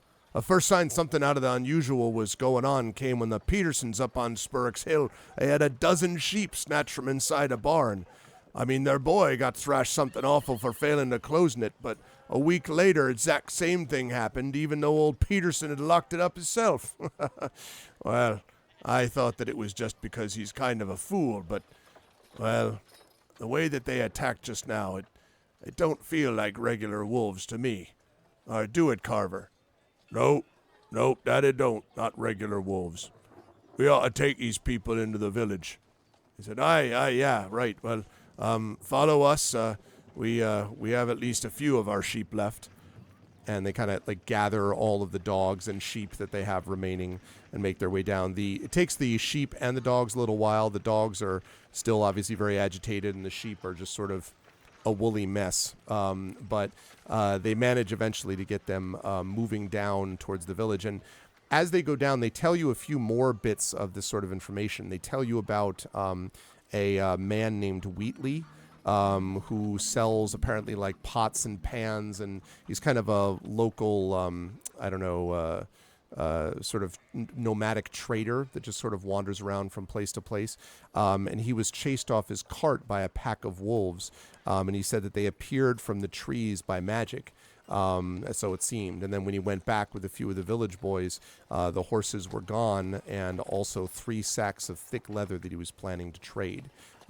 They tell you about that. They tell you about an old shepherd calling for help, and talk about an old shepherd who heard someone else calling for help. When they went to find him when he was calling for help, they discovered instead that there was nothing there, and instead there were just a bunch of there was just sort of a flattened out clearing, and in the meantime someone had come and had basically taken a bunch of his sheep while he'd been looking for this phantom voice. So it's all about attacks against sheep, and it's being done by wolves, but it's with a lot more intelligence than you might have expected, basically. And so they make their way into the village. Now, the village of Welton sits on the banks of a slow-moving river, and there are these gentle hills rising up on each side. The houses and shops are painted bright white, and they have many of them elaborate carvings worked into the eaves. And you know that these are, basically good people for the most part, much more interested in like weather and wool prices than distant wars or disasters or things like that. Most of the people in this village are human, although there are a sizable group of halflings and a few dwarves as well. It's not a super rich village, but it's not poverty-stricken either. It's in fairly good condition most of the time. But when you get into Welton, you notice that there are a lot more people idling in the streets as opposed to like busily driving sheep or going to like bring something to a tannery or whatever. You see that a lot of people are sort of idling and talking with each other and muttering. A lot of them seem concerned, and some of them even look a little hungry, like they haven't eaten very well in a while. And you also notice that the dirt streets are very muddy, as if there have been tons and tons of hooves and things like that. And the two shepherds, Colton and Carver, bring you to the Shepherd's Crook. And Colton says, "You'll want to go in here to meet with the leaders you talked about. Well, really, we've got two of them. And there's been a council meeting called. They want to talk about what's happening with these wolves. I don't think it's started yet, though. And they bring you to this inn called the Shepherd's Crook, which easily happens to be the largest building in the village, you would say. And when the door opens, you can hear the inside of the building is packed. There are a lot of people inside this sort of big common room.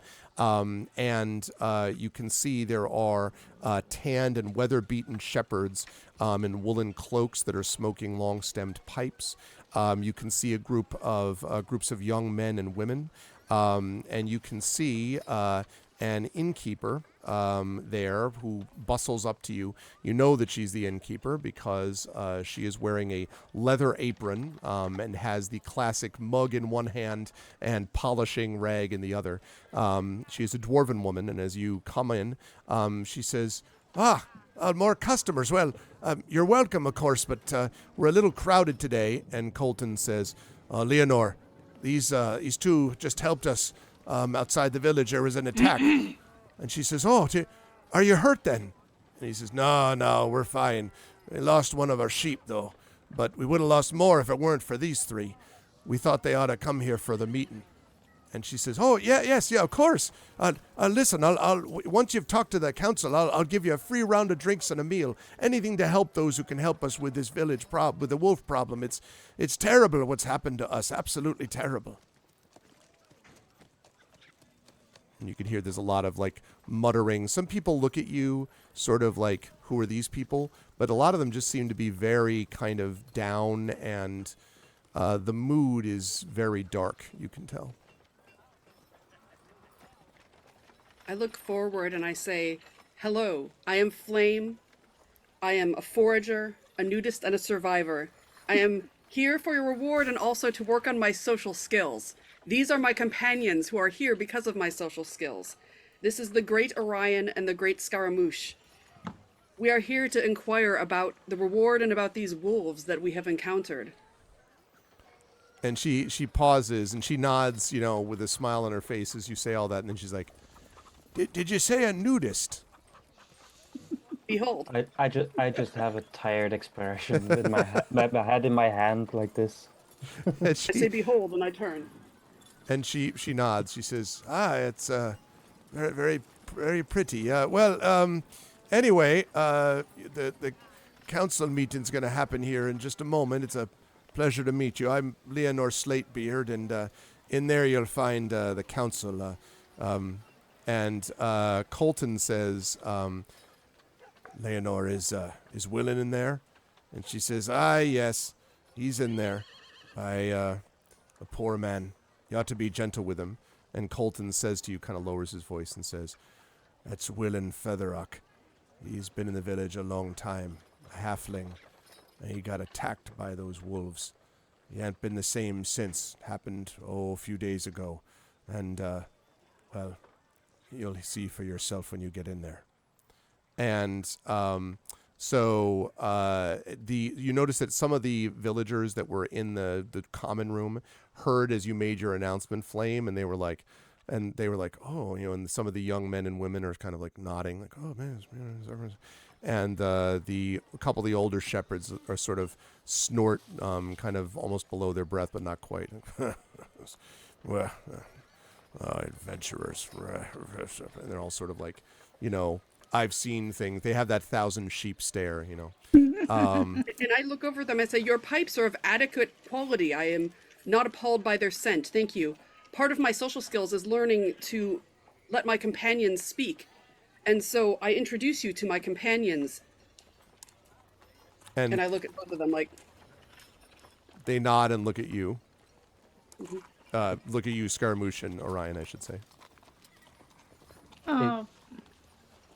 Well, I actually speak to the innkeeper. Good woman, I'll take a mug right now to wash the dust of the trail from my throat without waiting until after this meeting. Oh, aye, for sure. And she pours you a mug and she says, here you are. This is some of the best that we have. It's sheep's milk. It's not actually sheep's milk. We just call the ale sheep's milk. It's kind of a branding thing. And she hands you the mug. Orion will just say, it is a pleasure to meet all of you. And the shepherd sort of nods, and then one says, so you've had a run-in with the wolves, have you? Indeed. Well, you're able to drive them away. And Carver says, I saw it myself.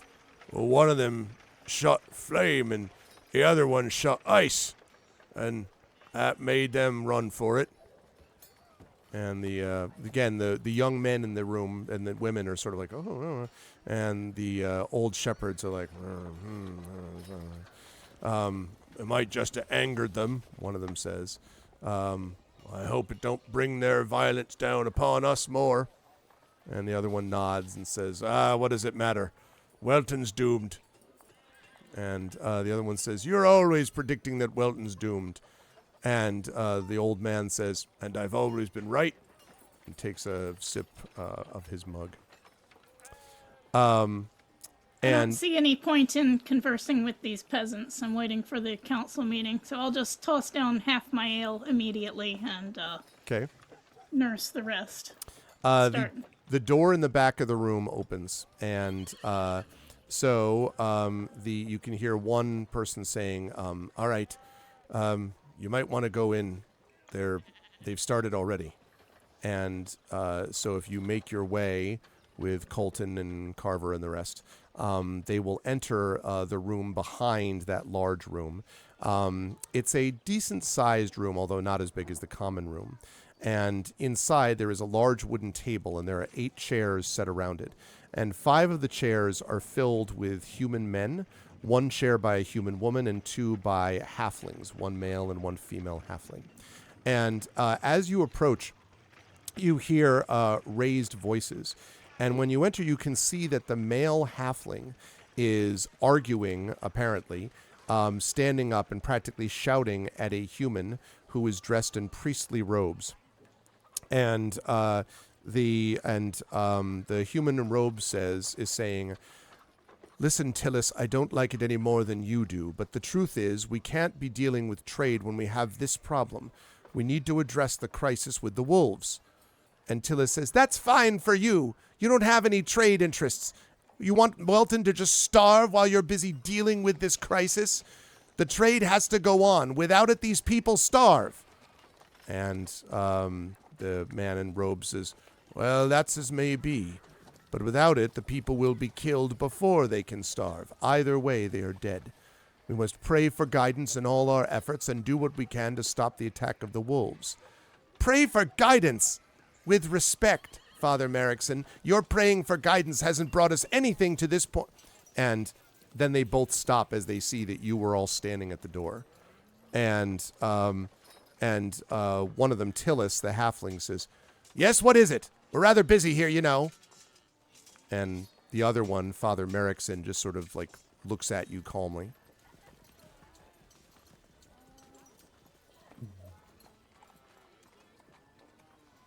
I think I will step forward and say something like, we are here to inquire for more information about the wolf problem this town has been dealing with. And the man in the robe says, Does that mean that you are adventurers? You're responding to the notice we sent? Indeed, these are my companions, Flame and Scaramouche, pointing them out. And he nods and he says, Oh, My own name, I forgot, is Orion Exefer. oh. And he nods and he says, Well, as you can see, I told you that Coralon would provide. You see, Tillis? And Tillis says, Well, we'll find out about that. You're adventurers. That's good. I'm glad to hear that someone is coming to help us. Well, welcome. I'm sorry, but we're a little agitated right now. You understand? Here. You three. And he kind of points at three people in the other end of the council table. Let these people sit down. And the two of the humans and one of the female halfling all kind of stand up, looking a little startled, and he sort of officiously shoos them behind their chairs, and then he says, "All right. So have a seat. I will walk just say over and I standing. turn my chair around and I sit on it. I put one leg up on the table and I lean back like this. And I say, thank you for welcoming me to amidst your group. And I, and they all sort of, yes, they say, and they say, and Tillis says, all right, well, I suppose we should explain. So there were the wolf attacks. We've always had wolf attacks here, on and off, once in a while, but not like these ones. The wolves, maybe over the last 3 months or so, they've gone from being a nuisance to being a major threat. They've been driving people out of farms and outlying hamlets. They took entire herds of sheep. They've taken cattle and pigs and chickens. And that's not all. And Father Merrickson, the priest, says, indeed, we've also seen that they've acted, well, in a more organized way. They've used strategy, from what I understand, tactics, distraction, things that should be beyond the ability of most wolves to be able to do. They've opened gates. They've pulled down fences. This is all much beyond what a normal wolf threat would actually be.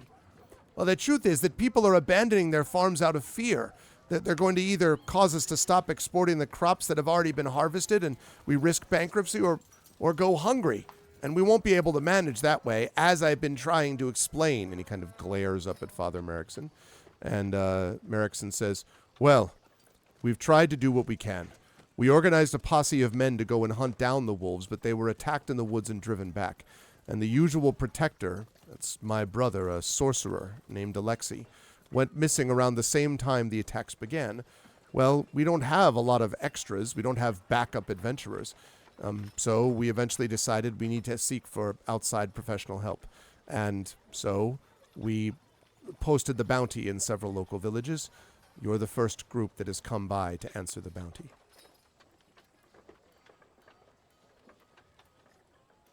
And then he stops. I'm happy to answer any questions that any of you might have or anything we can do to help. Of course, we will be happy to remunerate you for dealing with this wolf problem. Do any of you have an idea on how large the group of wolves is? That's hard to say. I've seen as many as perhaps 15, but no more than that. And there could be different ones at different times. I heard some people said that there were more like 20 or 30. Oh, you remember? The back up there, the Grimstone? The one who went wandering into the woods? He said there had to be a dozen sheep of his. It's more than just one per wolf. There had to be a couple of wolves to take all of those out. And how long has this been happening? When did the man disappear, the sorcerer disappear, and when did the attacks start? I would say a few months ago, probably 3 months ago. And it was right at the same time that my brother went missing.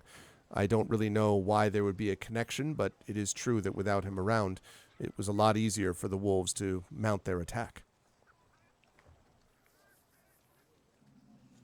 This disturbs me, I say. As you have asked my perspective, I will offer it.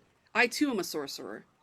And normally, if you could not survive in this village, then this village is not for you. If the sheep cannot survive, then the sheep cannot survive. But sorcery is not meant to interfere in the ways of nature in this way. And it concerns me that these wolves are under some sort of influence. So I will, with my companions, if they are willing, would like to help you with this problem. And he nods, and he says, Merrickson says, "We are grateful." And Tillis says, yes, we're very grateful. Anything we can do to make sure that we keep trade moving and keep the people of this village fed will be a good thing. And, well, as soon as you possibly can would be helpful. We don't know exactly where they are. We just know that they're somewhere in the woods to the west of town. And one of the humans stands up, and he has a tuft of wool, you see, tied to his vest. And he introduces himself as Corel, no relation to a particular city, as Corel, C-O-R-E-L. My name's Corel. I'm in the Fleecers Guild. I've been working on the hills for the best part of 40 years. I can help you with any other information that you might need to have. There's been a lot. Poor Featherrock, for instance. Well, he saw the wolves for himself, but then I suppose you have too. And Merrickson says, anything that Corel or Tillis or myself or any of us can do would be appreciated, but we would ask that you act sooner rather than later. We don't know how much longer we can stand up under the strain of these attacks. Well, Flame kind of scratches under one arm a little bit and looks over at her companions and says, "Is there anything else that you would need before we set out?" Well, given that we have already proven our good faith by driving off one wolf attack, I think it is only fair that part of our fee should be delivered in advance. No offense to you, but this is a poor farming village, and we just want to be sure that things will be forthcoming that when we have earned them. And they sort of, Tillis and Merrickson look at each other, and Tillis says, well, the problem is that we've had experience in the past of people taking an advance on a job they never actually finished. So we're really thinking of this as cash on delivery, of delivery of the corpses, or at least the delivery of the solution to this problem. The upfront would be sort of difficult. And he kind of looks up at Merrickson, and Merrickson says, yes, well, perhaps a small advance, perhaps 50 gold or so. We should be able to manage that, I think. And the counselors around the table nod. Flame stands up in full at the table and said, "My elven companions have asked for a reasonable amount of money in advance, and I suggest 200 gold of the 800 in advance." And Tillis, 200? And they kind of stares around. I would like you to make a persuasion check for me, please, Flame. I'd like you to do this at disadvantage. These people do not like giving up their money easily. Is that going to be is that a 20 charisma? Yes, that's right. D20 plus charisma, unless you have a persuasion proficiency. I can learn. Oh wait, do I? I have something. Sorry. That's okay. I thought I did have something on something, but that's... Oh no, it was the charisma with spellcasting, so I don't think so. I know that I do not have to cast But I it have right now, two but in general, right? Okay. That's right. So Go ahead. Sorry. yeah, just as an information on how it exactly works, I have a charisma -1, but I do have a persuasion +1 skill. Which one has priority? It would be persuasion +1, because what they're doing probably is that okay. you're proficient in it, so it counteracts the -1. So you have +1 is what it would do. Okay. Which is not amazing, but it's better than a negative. So I don't see that okay. on here, so I'm thinking it's the general +2 plus the charisma. Does that sound right? if you're not proficient in persuasion, and you might not be, then it would just be the charisma bonus. It would have to, if it's listed as its own skill, like persuasion is this, and you're proficient in persuasion, then you can add your proficiency bonus, which is a flat +2. But if you're not, if it doesn't say that, then it means you're just basically doing it based on your charisma. You mean under modifier. proficiency where it says skills, and it's not one of those? Correct. That's right. Okay. So then it would just be your Then- charisma bonus. Okay. Now I see how it works. How it's listed. Okay. Wow. Coming out Two of the app, 20s in right? a row. I Jeez. can't bug this, Ooh, right? damn. Like, Yeah, no. I mean, like, that's the second nat 20 that we've had in a row. Okay. So, and I say, do you hear that sound? You hear that sound? It is the passion of my persuasion. We would take 200 gold, and we will solve your problem. and so they kind of blink at you. And then I'm standing still in front of the table. I'm still stretch. standing. And so you do that, and they look at you, and then Tillis sort of reluctantly stands and opens a pouch at his belt, and he counts out 20 10 gold coins, 10-piece coins. And he says, all right, here's your 200 in advance, but remember, that's legally binding. You've got to finish this contract now. And he hands it over to you. I am a dragonborn, and these are elves of honor. We will return, and we will solve your problem. And he nods, and the counselors nod. And as you come back out into the room, you see the people in the common room sort of looking at you, with a couple of them like slap you on the back as you go by. Orion, a couple of them like shove mugs of ale in your face, although you can feel free to turn them down if you wish. Scaramouche, there are a couple of people who do the whole fist bump high five thing as you're walking by. There are still a couple of the old shepherds who are kind of like adventurous. They're still clearly not swayed by your presence. But the rest of them are basically there. So the question is, when you leave the Shepherd's Crook, where do you want to go, and how do you want to get there, would be the question. What time is it right now? Probably just about midday, you would guess, Orion? Okay. 11, 12 o'clock, something like that. Right. Well, I think we know roughly where the attacks have been coming from, right? Sort of to the northwest of here. That's right. I would suggest going back to the place where we saw the wolves run back into the forest, and then start looking for tracks over there and see how and where the wolves come from. Yep, that was over this way. So they did say they were to the west. Yes. Yeah, Welton rather, is here. And off to the west is here. So that is more or less in that same direction. Mm-hmm. Yep. All right. Well, I'd suggest we start out quietly, tracking quietly as we can. It would be best, instead of just attacking the first wolves we see, if we can find out more about where they're gathering, how many they are, if there's anything we can tell about the unusual planning and communication. Okay. I lean over to Orion. I go, did you see my social skills in there? Do you see what they did? I did see them. They were seen. Okay, as you make your way to the west, back up to the hill, to more or less the spot where the attack happened, and you can see there's obviously a lot of tracks and wolf tracks around there. I believe you said you wanted to try to track them from here. So, question, do any of you have a proficiency in survival? Do you happen to have that survival? You do, Flame. Okay. Outstanding. I used to survive on my own for many, many, many years. But I have friends now. I have companions with me. Yeah. But I'm very good Yeah. at surviving. I also have survival, so we can both try Okay. to do the tracking. Who's got I a do not. bigger bonus? Which one? I have 3. 3. Okay. Well, then either one. Or both, I guess, actually, could try survival treks. And I should say, too, are we looking at, are you trying to track just, like, looking at paw tracks in the dirt?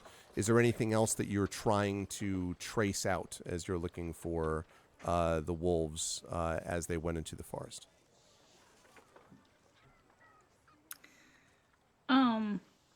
I'm wondering if these might be werewolves or something, or not just normal wolves.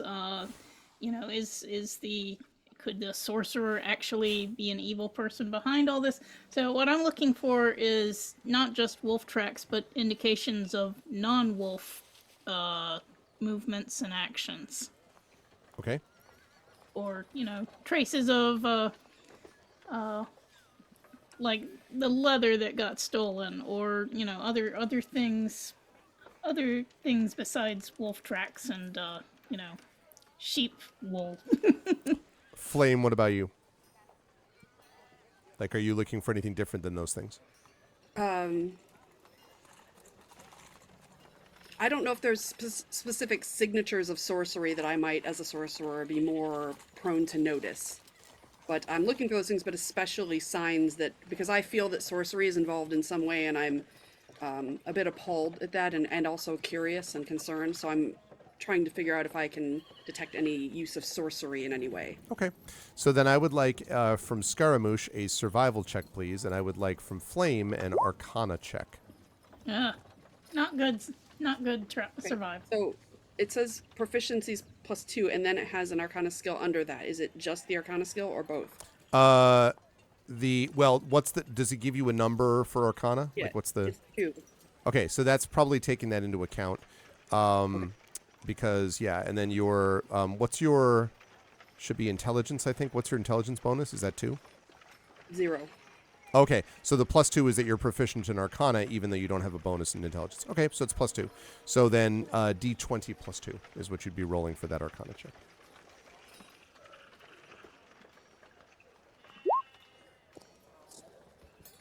Okay, 15. 15.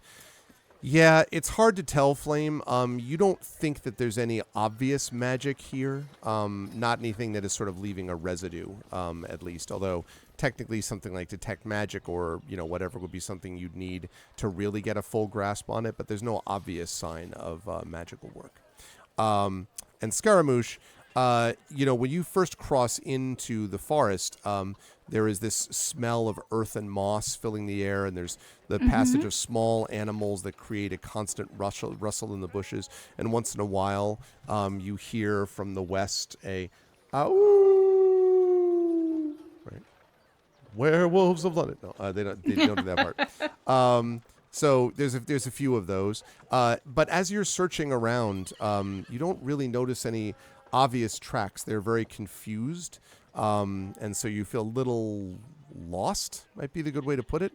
You're just kind of like, you don't see any obvious tracks leading in a particular direction. Can yeah. I, even though I do not have anything rolled yet, see if there are any non-wolf tracks mixed in with the wolf tracks? Yes, I will allow you to make, let's see, you don't have survival, I assume. So I do not. I would allow you to make a wisdom check. That's just sort of a straight wisdom check. Straight wisdom. Okay, that's a +1.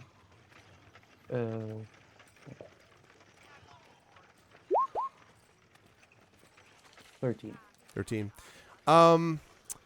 You don't think there are other tracks, although you do see, not far from the entrance into the woods, or from where you entered, you do see what look almost like drag marks. If you had to guess, it might be that the body of the sheep, Orion, was dragged through here. That's possible. But it doesn't last very long before it might be picked up, or you don't know what would happen to it after that. The rest of the tracks are rather confused. You would say it's hard to tell where they're going. Flame, you have not done a survival check, right? You did an Arcana check first. I don't think you've done a survival check to track anything yet besides the magic, yes? Mm-hmm. Me? Or, yes, that was to Flame. Sorry, I misunderstood. That's right. You had, I did not do it. Okay.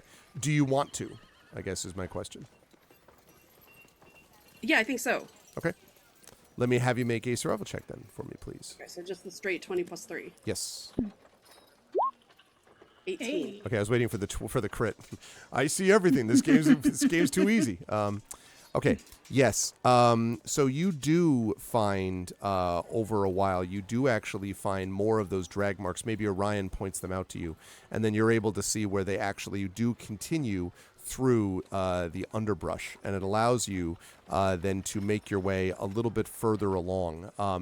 And after a while, you begin to see that there are definitely spots where branches and little twigs and stuff like that have been stepped on or broken, where presumably the wolves would have been going. I mean, if there were, 9, 10 wolves that were left when they finally escaped, that's a good number of wolves, even if they haven't been eating too well as of late. And so you're able to track them down as time goes along, and make your way into, or at least closer to, where you're going. It probably takes, you would say, a couple of hours, probably actually, to make your way all the way into this forest, and then following the tracks and that dragged body, you eventually come out on the other side to see that from the tree line there is a cave entrance not far from where you are. So this is several hours of walking from the border. So that means somewhere over here-ish, probably where I'm pinging, is where you come out. And I have a map. Let me just confirm that. Okay, good. Wanted to make sure. Okay, so the tracks from where you are down here, the tracks extend, and the dragging, track, extends all the way into here. And it looks like basically a cave entrance that is maybe 10 feet wide, 10 feet tall, that's set into a low cliff of gray stone. And you can see that a point on the hill above the cliff shows a thin plume of smoke that appears to be coming from a point on the hill above the cliff. And around the area in front, I should have put this out here to begin with. Is it a campfire or something like that? It looks a little bit like that, yes. And I shall show you first. As soon as it pops up, there we go.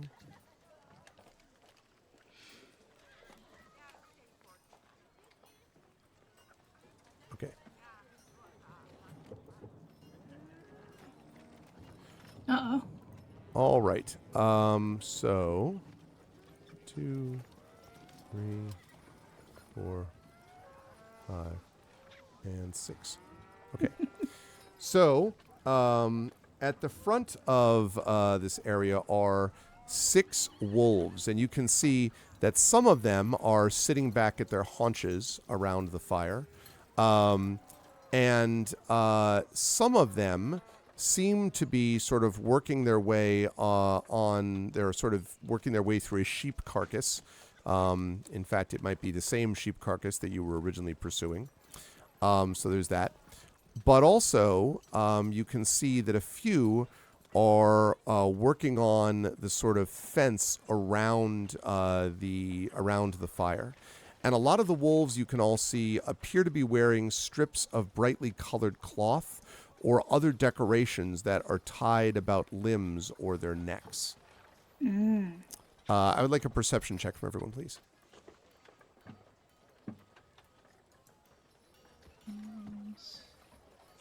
The wolves have learned to harness fire.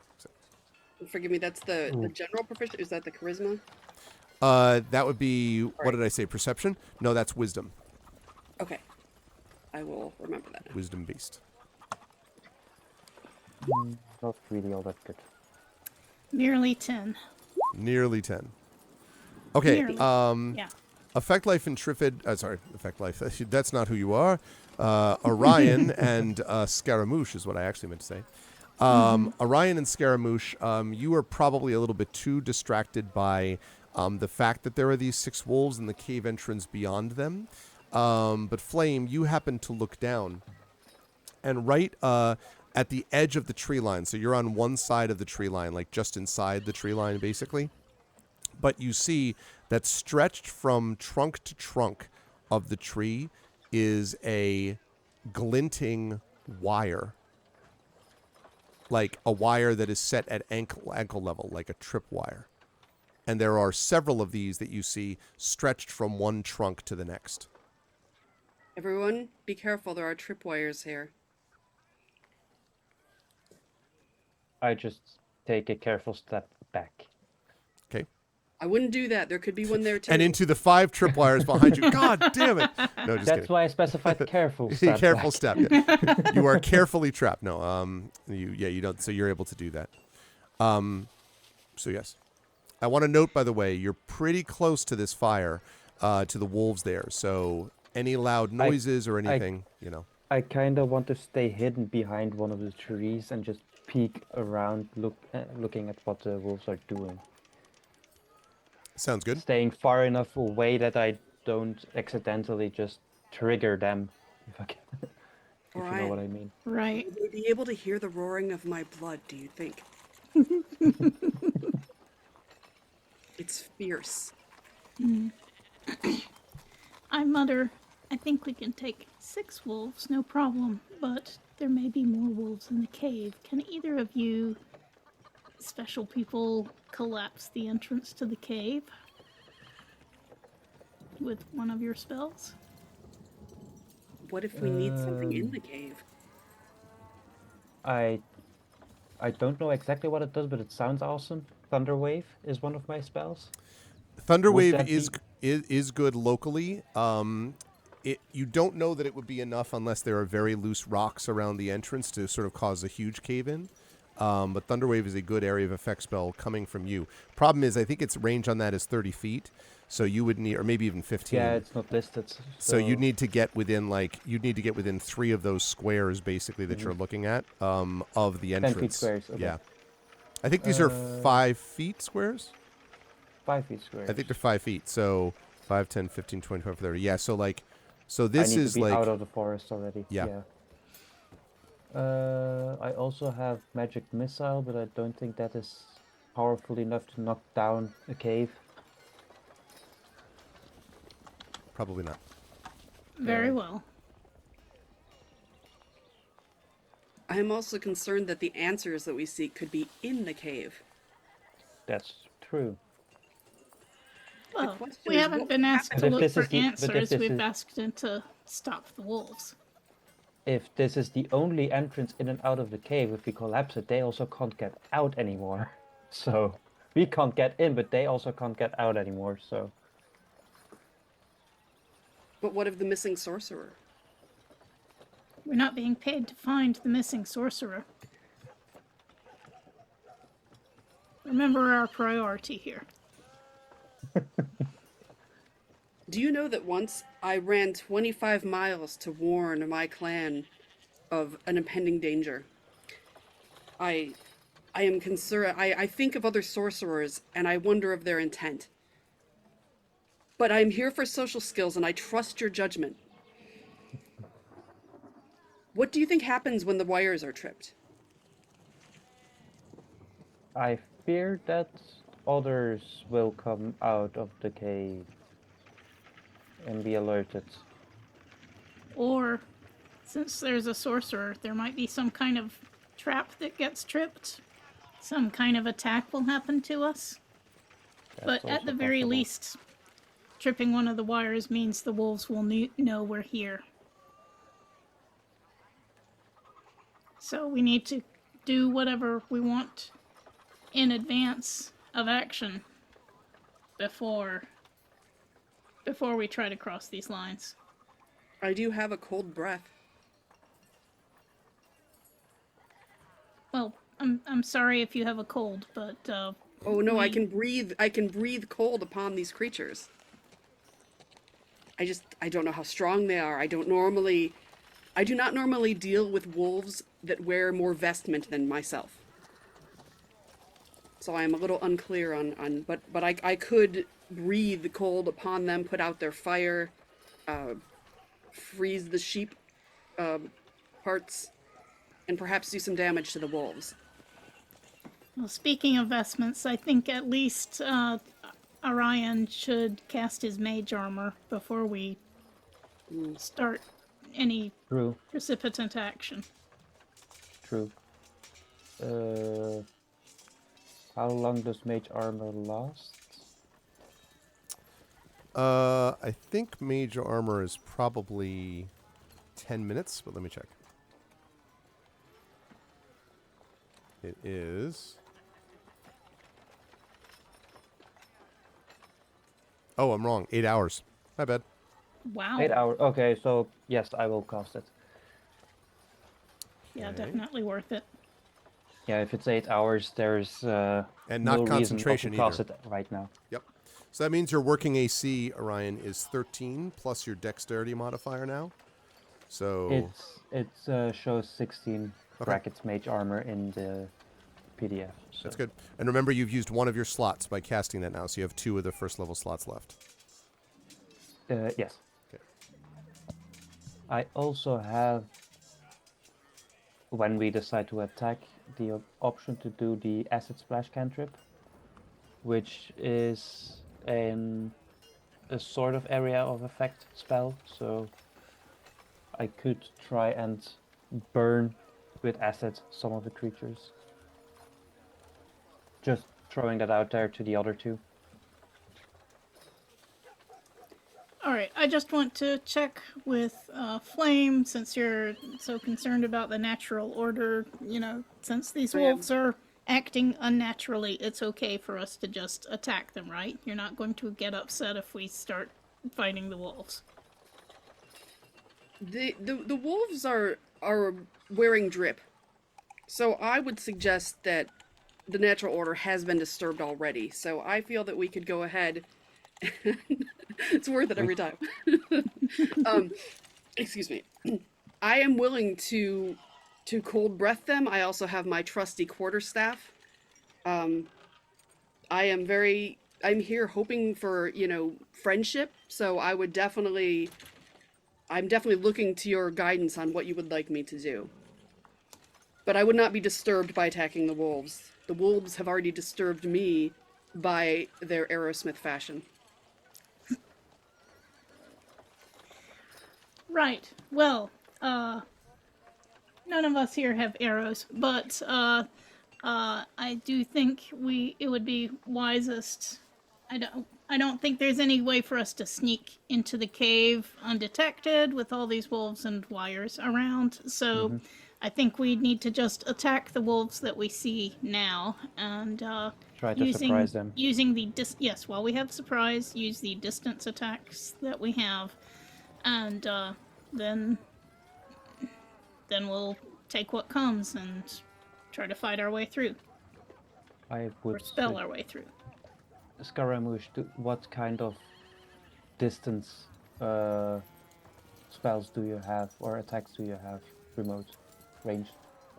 I have quite a few darts that I can throw, and they're not as they don't cause as much damage as rapiers, but they will certainly make a start. And of course, I will cast my True Strike cantrip before my first attack. And you two can use the spells you've already discussed. I would suggest we count down from 3 and attack all at the same time to try and surprise them and deal as much damage before they can react. Yes, good plan. I'll just go ahead and cast my True Strike cantrip. Okay. All right. I'm just going to pull out here since it sounds like we're all getting ready for... And can I True Strike also, or will that slow me on the move? Okay. No, you can do True Strike beforehand. Right. All right. I don't think I have True Strike. Yeah, it's not likely. No, it is not listed anywhere. I would think. Okay. All right. I've given you control over your character for the moment, Emily. Over Flame. Okay. And then...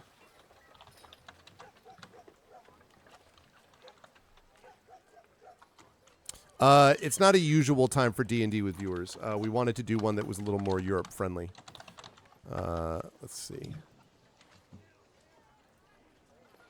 Okay, just a second. No.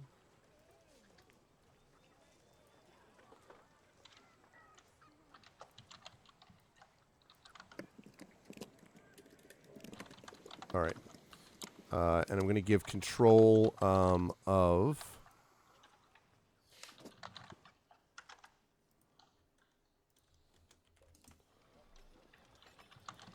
All right. So, Orion, I just gave you yours. And... Yep, I have control.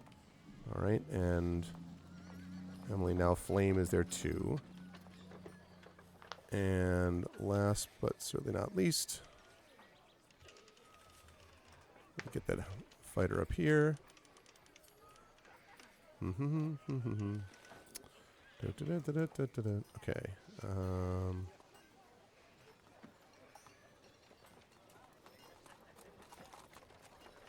No, I don't want to... There we go. Nope, not that. Okay. And last but certainly not least, Triffid, I will give you control of yours.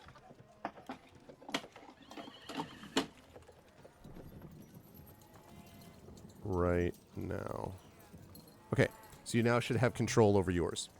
Okay, so now you have your plan about spells and attack. So tell me exactly what the plan is, like what you're going to do in what order, and also you're going to have to contend with this wire that you see as well. I will say first what I want to do. I will do Acid Splash, Okay. which is you hurl a bubble of acid, choose one creature within range, or choose two creatures within range that are within 5 feet of each other. Okay. A target must succeed on a dexterity saving throw or take 1d6 acid damage. Okay. So I want to try and cast it on... How do I ping? You just hold your pointer where... Yes. Okay.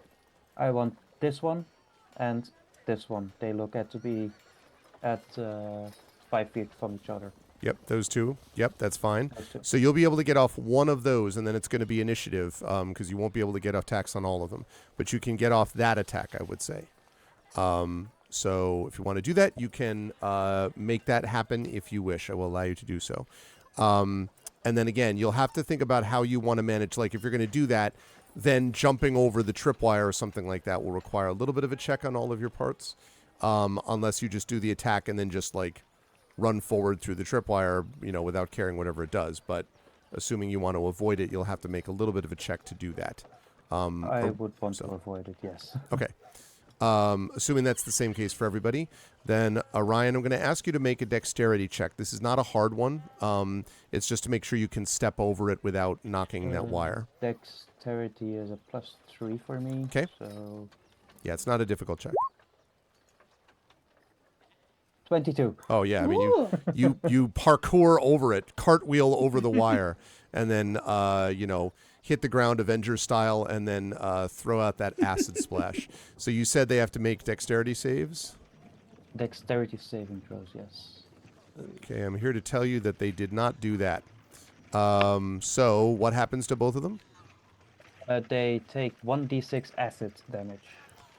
All right, go ahead and roll your damage, please. 1d6 is 5 damage each, probably. Okay. All right. So they take those. There are sort of these yelps, and then they look over in your direction and... All right.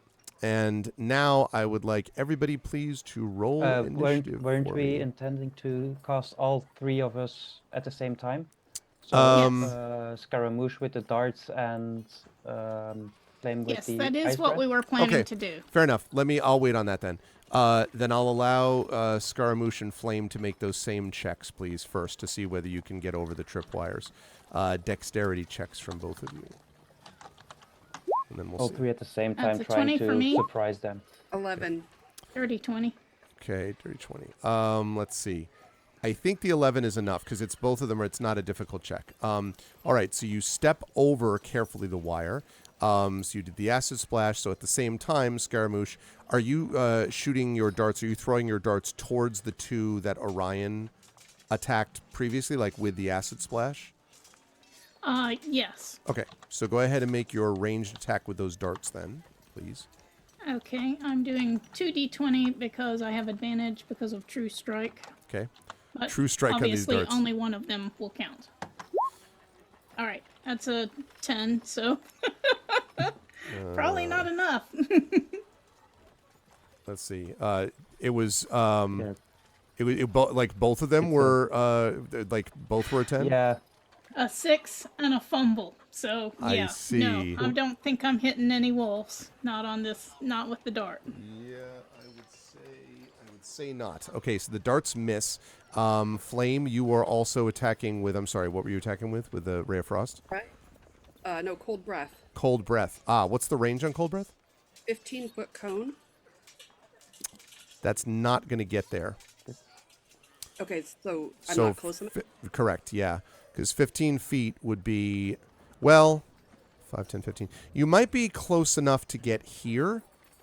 Just this one on the outside. You definitely would not be close enough to get to the ones that they just No, hit. I don't want to do. If it's gonna be one, then I can use the ray of frost. Okay. Yeah, because otherwise getting further out means you expose yourself. This is just stepping into the tree line or out of the tree line. So yes. So then in that case, go ahead and make your ranged attack, please. Okay.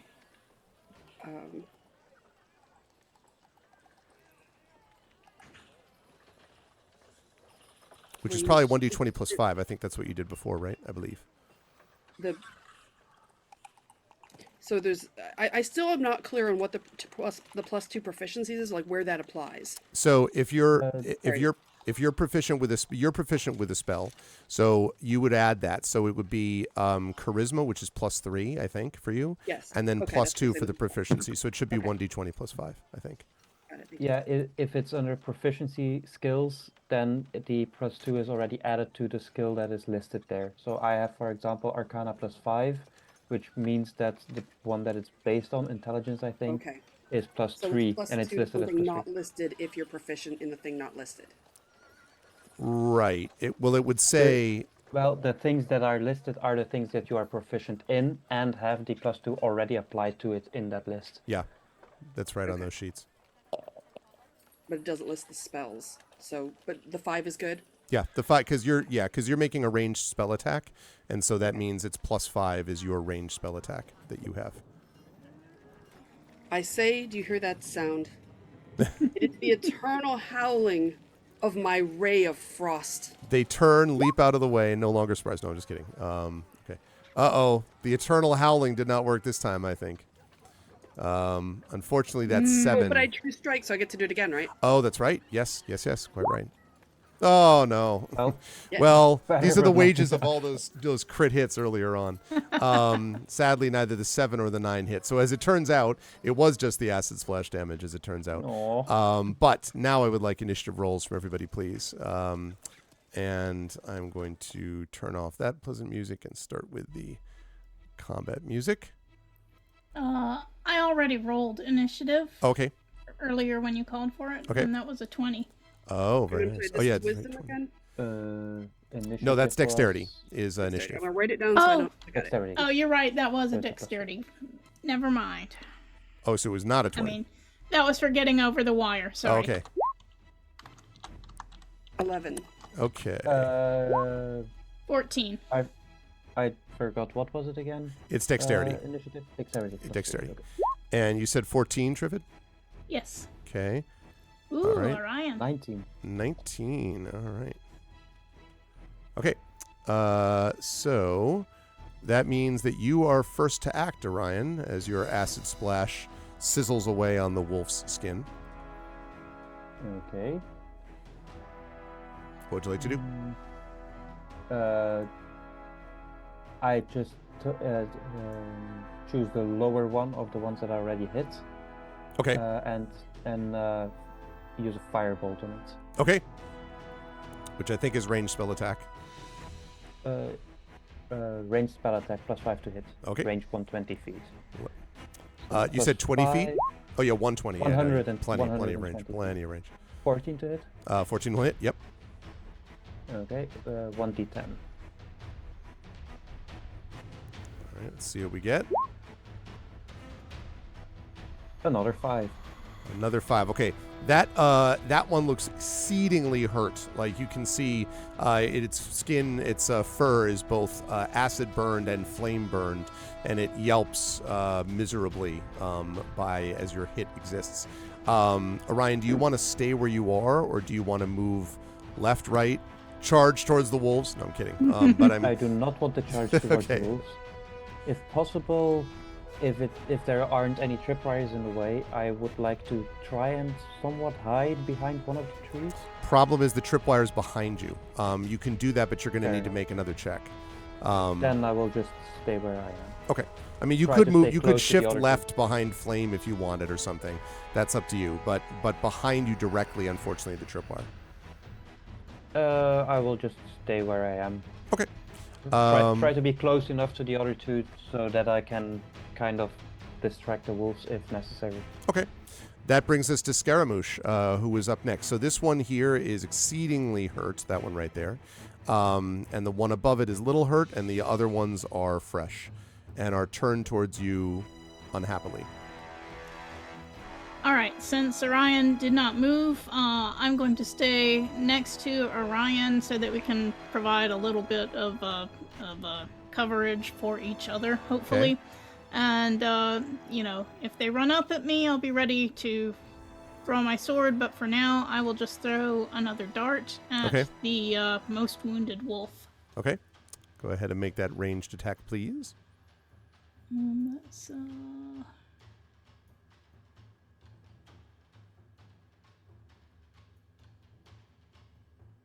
Sorry, just my attack roll for the dart is just +5 to hit. Okay, sorry, couldn't find that for a second. That's fine.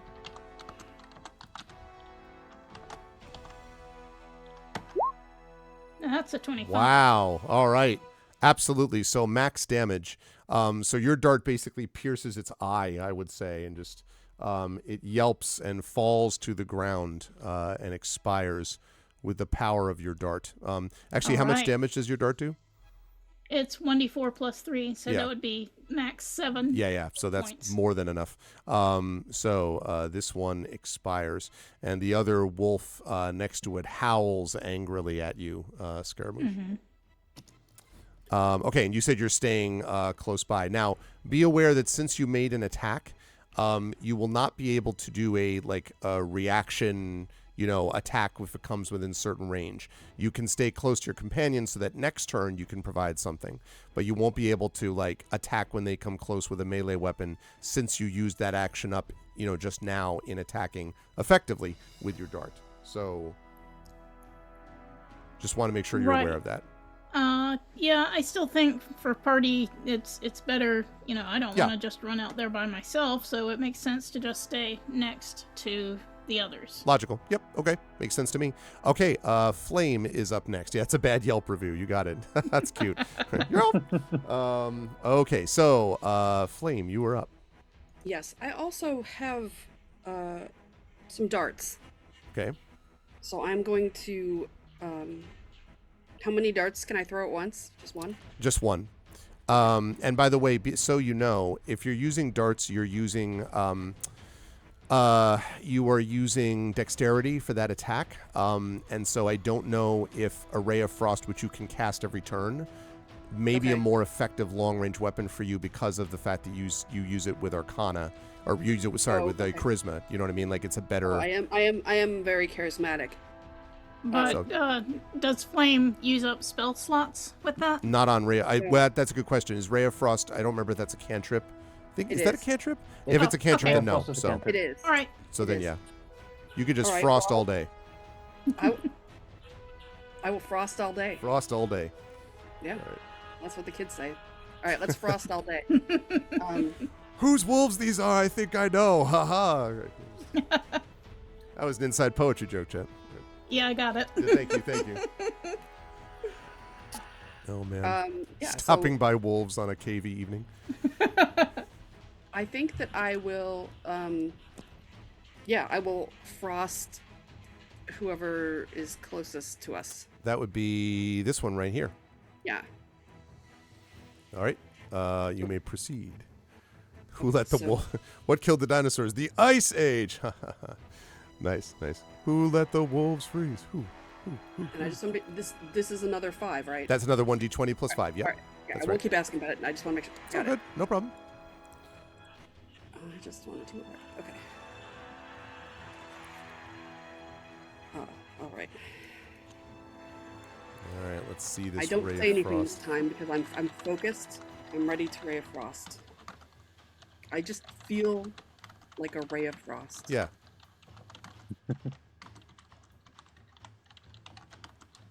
Very 16. nice. 16 will definitely hit. So now you can roll your damage, which maybe you have it there. 1d. Actually, I might have it. 1d8.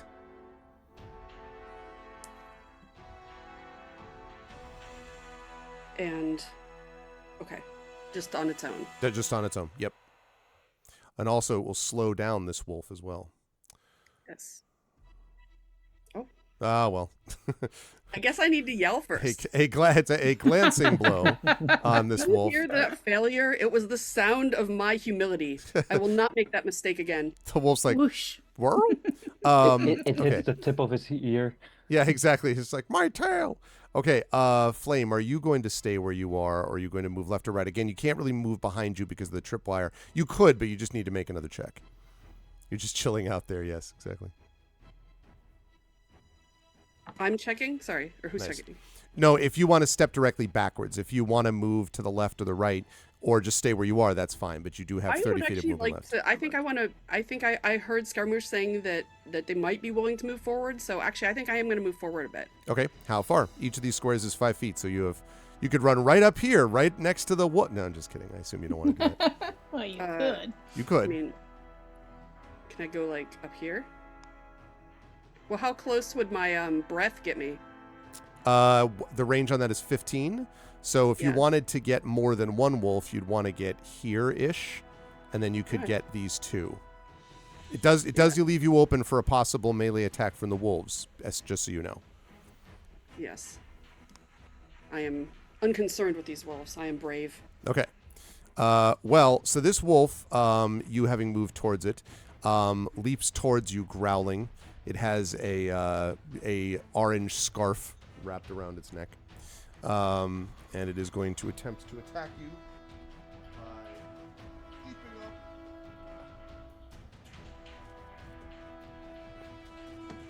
And for a minute I was looking at the statistics for a winter wolf. I'm like, oh man, and no, it's not even. Winter wolf would be much worse. No, thank you. Yeah.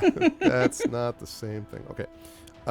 Let's see. That is a 10 to hit. Is that equal to your armor class or less than that, Flame? It's probably less. That is less. I have a 14. Okay. So it misses, unfortunately. And this other one is going to now run up and is also going to attack you. And as it runs up, you notice that it almost seems to be coordinating with the wolf next to it. They're almost seeming to fight as one unit, which means that it's attacking you, this one, at advantage. But even at that, an 11, I'm pretty sure, sorry, a 10 is not going to get the job done. So that is unfortunately a miss. This one is going to run towards Scaramouche and is going to try to attack you directly, Scaramouche, with these rolls are terrible, 13. Nope. Okay. This one is going to run up 5, 10, 15, 20. It's going to do the same thing, also going to try to attack you, but once it arrives, it begins coordinating with the one next to it. So it's going to get to attack you at advantage. Jeez, these rolls. 13 again is the best one. And unfortunately, Flame, they seem to have taken a liking to you, at least these ones around here. And this one is going to attempt to attack you again. Finally. Okay, 18. It's going to finally hit you, I suspect. Finally. Well, I mean, they had like multiple everyone. attacks and they all failed. Okay. Right. So that one having hit you, you One success are out of 5 wolves. Well, let me ask a question. I have Sure. a shield. Can I react with my shield? shield spell. Yes. Yes. Use it as a bonus on an attack. Yes. So what I think I said I hit was an 18. So your AC normally is 14, you said? Yes. The shield would add trying to remember what the shield spell adds. Let's see. +5 bonus to AC. Yes. So if you were to cast shield, then which I think you can do as a reaction. If you were to Yes. cast shield, then that would give you a 19. Yes, that's fine. That would use up a spell slot, but it seems like a good time to avoid being hit. So you can certainly do that if you want. Yep. Yeah, I'm doing that. All right. Shing. You So hear, you hear that sound? That is the invincibility of my shield. and the wolf sort of falls backwards, having been thwarted by your shield, and growls angrily at you. And so you're feeling probably pretty good, you would say, about things like, one of them's already gone. You've dealt with these other ones. And as the beginning of the next round happens, coming out of the cave are 4 more wolves. Oh dear. And behind them, I knew it. hold on a second. Another 2? Yes, but larger. These 2 ones in the back are considerably larger than the others. And they look at you they look sort of at all of them with great intelligence, and they growl. One of them as they run out, following them. And I should mention also that the 4 wolves in front have what look like pieces of like leather that are around like their throat and around like their chest. It looks almost like leather armor, scraps of it, but like that are around them. And the 2 large ones in the back, the one of them in the back yells, "Kill all of them!" And they yell that in common. And the other one says, "Protect the pack! Don't let them harm the pups!" Okay. So, let me just add these stats. Classical. And we got to stick to throw. Okay. Orion, you are up next. Now, as I said, you heard for sure that they were yelling this in common. And as far as you know, wolves don't talk. At least not English or common. Yeah. I was intending to do something, but now I'm not sure anymore. I want to move over here. Well, I was basically just looking between Scaramouche and Flame, Okay. deciding on what to do, and I'm going to go over here. Okay. You could do that. And It's then a pub crawl. I do Classic not Red have House. I do not have anything except for Acid Splash that does any proper ranged area of effect. Yeah. Yeah. And to use Thunder Wave, I need to be in the middle of them because it's cast on myself in a 15-foot cube around me. That's true. You don't feel like running up to them and I do not yet Okay. want to run up to them, only if it gets absolutely desperate. Gotcha. Okay. Thunderwave can be a really effective spell, though. It definitely can. I know. I have read it, so I have been thinking about how can I do this. I mean, look, if you just move right here, it would get a lot of wolves, and I can't see why there'd be any problem, at all. I do not want to have Flame in my range, so. Fair enough. Aw. And I don't think that from down here I Friends. do not have the range to run all the way up here. Yeah, you So- started from here, right? Here. You start from there. 5, 10, 15, 20, 25, 25, 30. You could get here. There. But Yes, then you could get there. right there, so that's And the 15-foot cube, remember, is in front of you.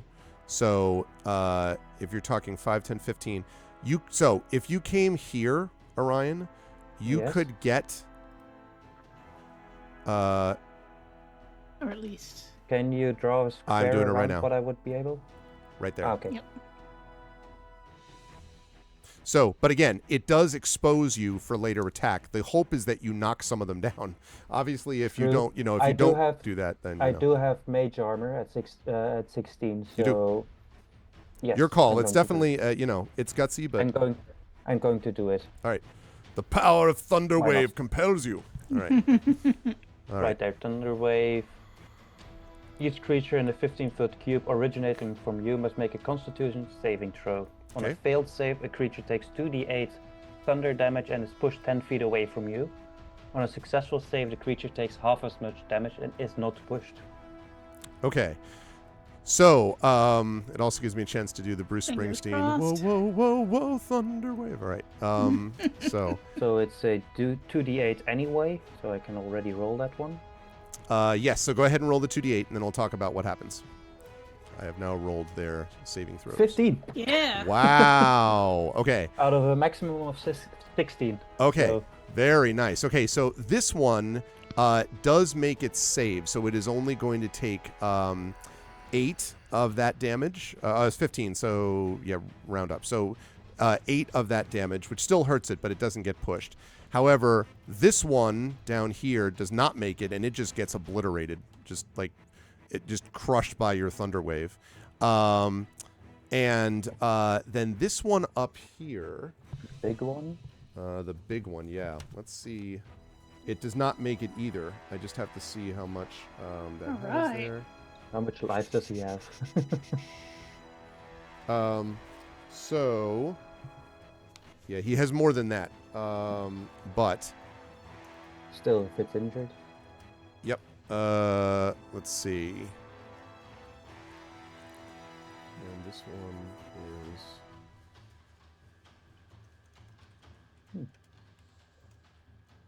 okay. Right. Okay. So, and something else you notice about this is that this one, which was the one that yelled "Kill the Hunters," has a streak of red through its gray fur, Orion. And it does not make its save, so it is hit for that 15 points of damage, and it's pushed. How far did you say? 10 feet 10 feet. So 5, against 10. the wall, basically. Yeah, basically back into there. Yep. And it growls angrily. First of all, yelps probably in surprise, and then growls angrily. And Get a yelp and then a growl from the. It's first the yelp, then the growl after hitting the wall. I just wondered what it sounded like, but that's okay. Oh, basically. Well, it's actually whoop, and that's not loud enough. Whoop, and then that's basically the growl. And so that is there. The other one says yells back, "Flame." Now it yells it at the one with the red, with the orange streak through its fur. And you notice for the first time that this large one, has a streak of blue through its fur, like, silver blue through the gray. All right, good stuff, Ryan. Very effective. And now a bunch of wolves are looking at you angrily, but still, very effective up to this point. All right, Scaramouche, you've got 2 wolves on you. Right. I will attack the one on my right. Okay. But I'm going to be using my rapier now, and I specifically want to cut through the cloth that you said was wound around one of its legs Yes. or neck or you something could like try that. for that. Yep. That's going to Yeah. give you a little bit of a, be aware it's going to give you a bit of a negative. It's sort of like a called shot. So you're looking at like a negative 2 to do that. But otherwise you can do that for sure. All right. With my rapier, I'm +5 to hit, and So- also fighting style dueling when I'm only using one hand. Not a two-hand, not a weapon and shield or something like that. I Right. get another +2. So those are, I think, gonna Counteract. So you should have a 5 counteract. total, I think. So I'm just +5. Yep. I love it. That's an 18. Yep, that will hit for sure. Okay, and my damage is 1d8 +5. Hang on a second.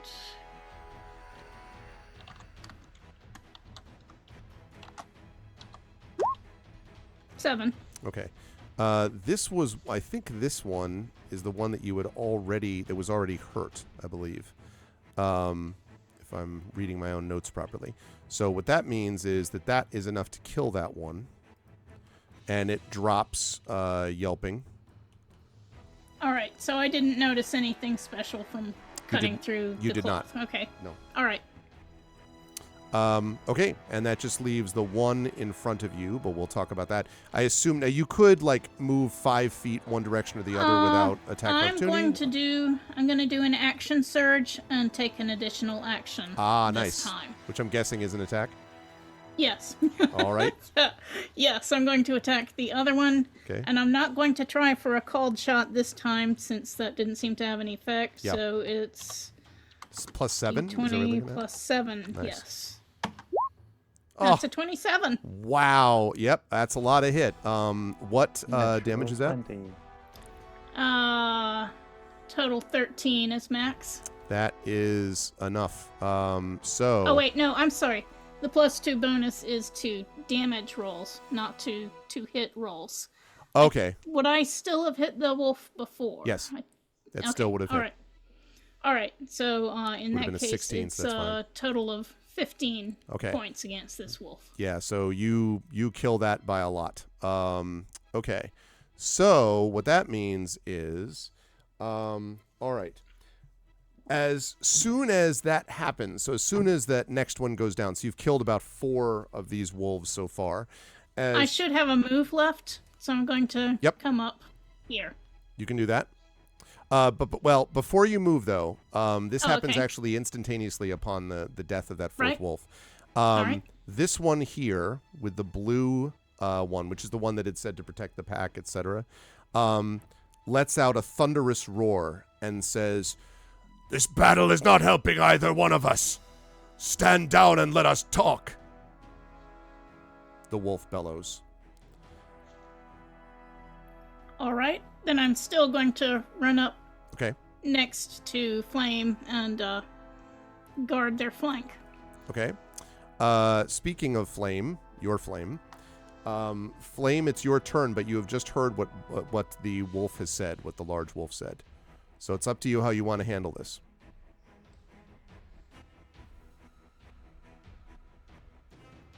What is there to talk about? What can we do to end this battle? I am willing to negotiate. And from behind him, the orange-furred, still struggling to get to her feet, says, No discussion with any of them. And he says, Not now, Flame.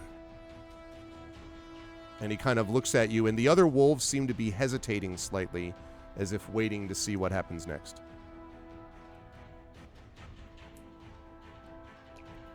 Will the talking prevent me from doing an action? If you're going to talk in a sort of like persuasive, well, not a persuasive, way. but if you're, yes, it would be your action.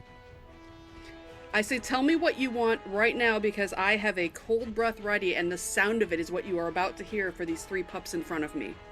Okay, so if you're going to get into that discussion, are the other Orion, Scaramouche, are you going to, in quotes, stand down?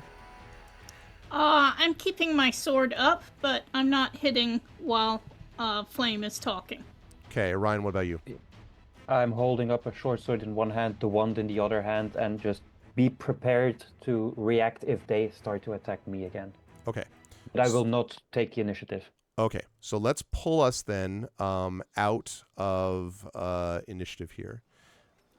And the wolves all sort of stop and kind of wait, and you can see a couple of the wolves in front of you all. Flame, you have this sort of uncomfortable experience of having the 3 wolves kind of growling slightly at you, but then slightly pulling back. This wolf comes forward, and the other one, now back on her feet, comes forward. You can move if you want. Yes, they're not moving towards an attack way right now. Okay, I just want to gather back with the group. And like this that sounds good. And this one with the blue says, "Come back." And these ones, their eyes on you, sort of back up slowly. And This one says, "Why have you attacked us in our home?" Why are you attacking the sheep of the village? And they sort of, and the other one says, the one with the red says, "We have every right to do that. This land is ours by right. You are the ones who push into our lands." And the one with the blue says, "Shh, Flame. Quiet." If you are talking wolves, you could go into the village and discuss this with the villagers. You don't have to just show up and scare them and eat their sheep. "They would kill us if they saw us," says the one with the red fur. And the one with the blue fur says, "This is Flame, my mate.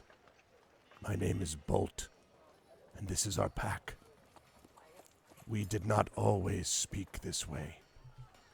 We became intelligent after we attacked a man trespassing on our territory. We do not remember much about the fight, but there was a flash of bright light. The man had a red cloak, and when we awoke, the red-cloaked man was gone, but we found our minds working faster. We were able to talk, and our memories were filled with strange images, information appearing to us in dreams. We've used that to our own will," says Flame. And Bolt says, "Yes, pups won't risk starvation in the winter now that we have a hoarded herd of sheep, and our elderly won't have to be left behind. We have prepared for the cold winter.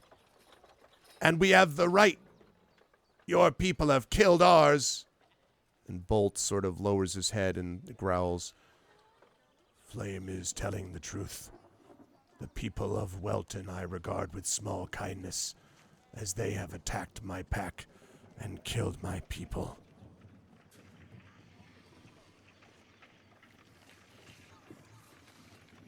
I look over at Scaramouche for a second because something that people might not know, despite my really excellent social skills, is that I can be quite intimidating.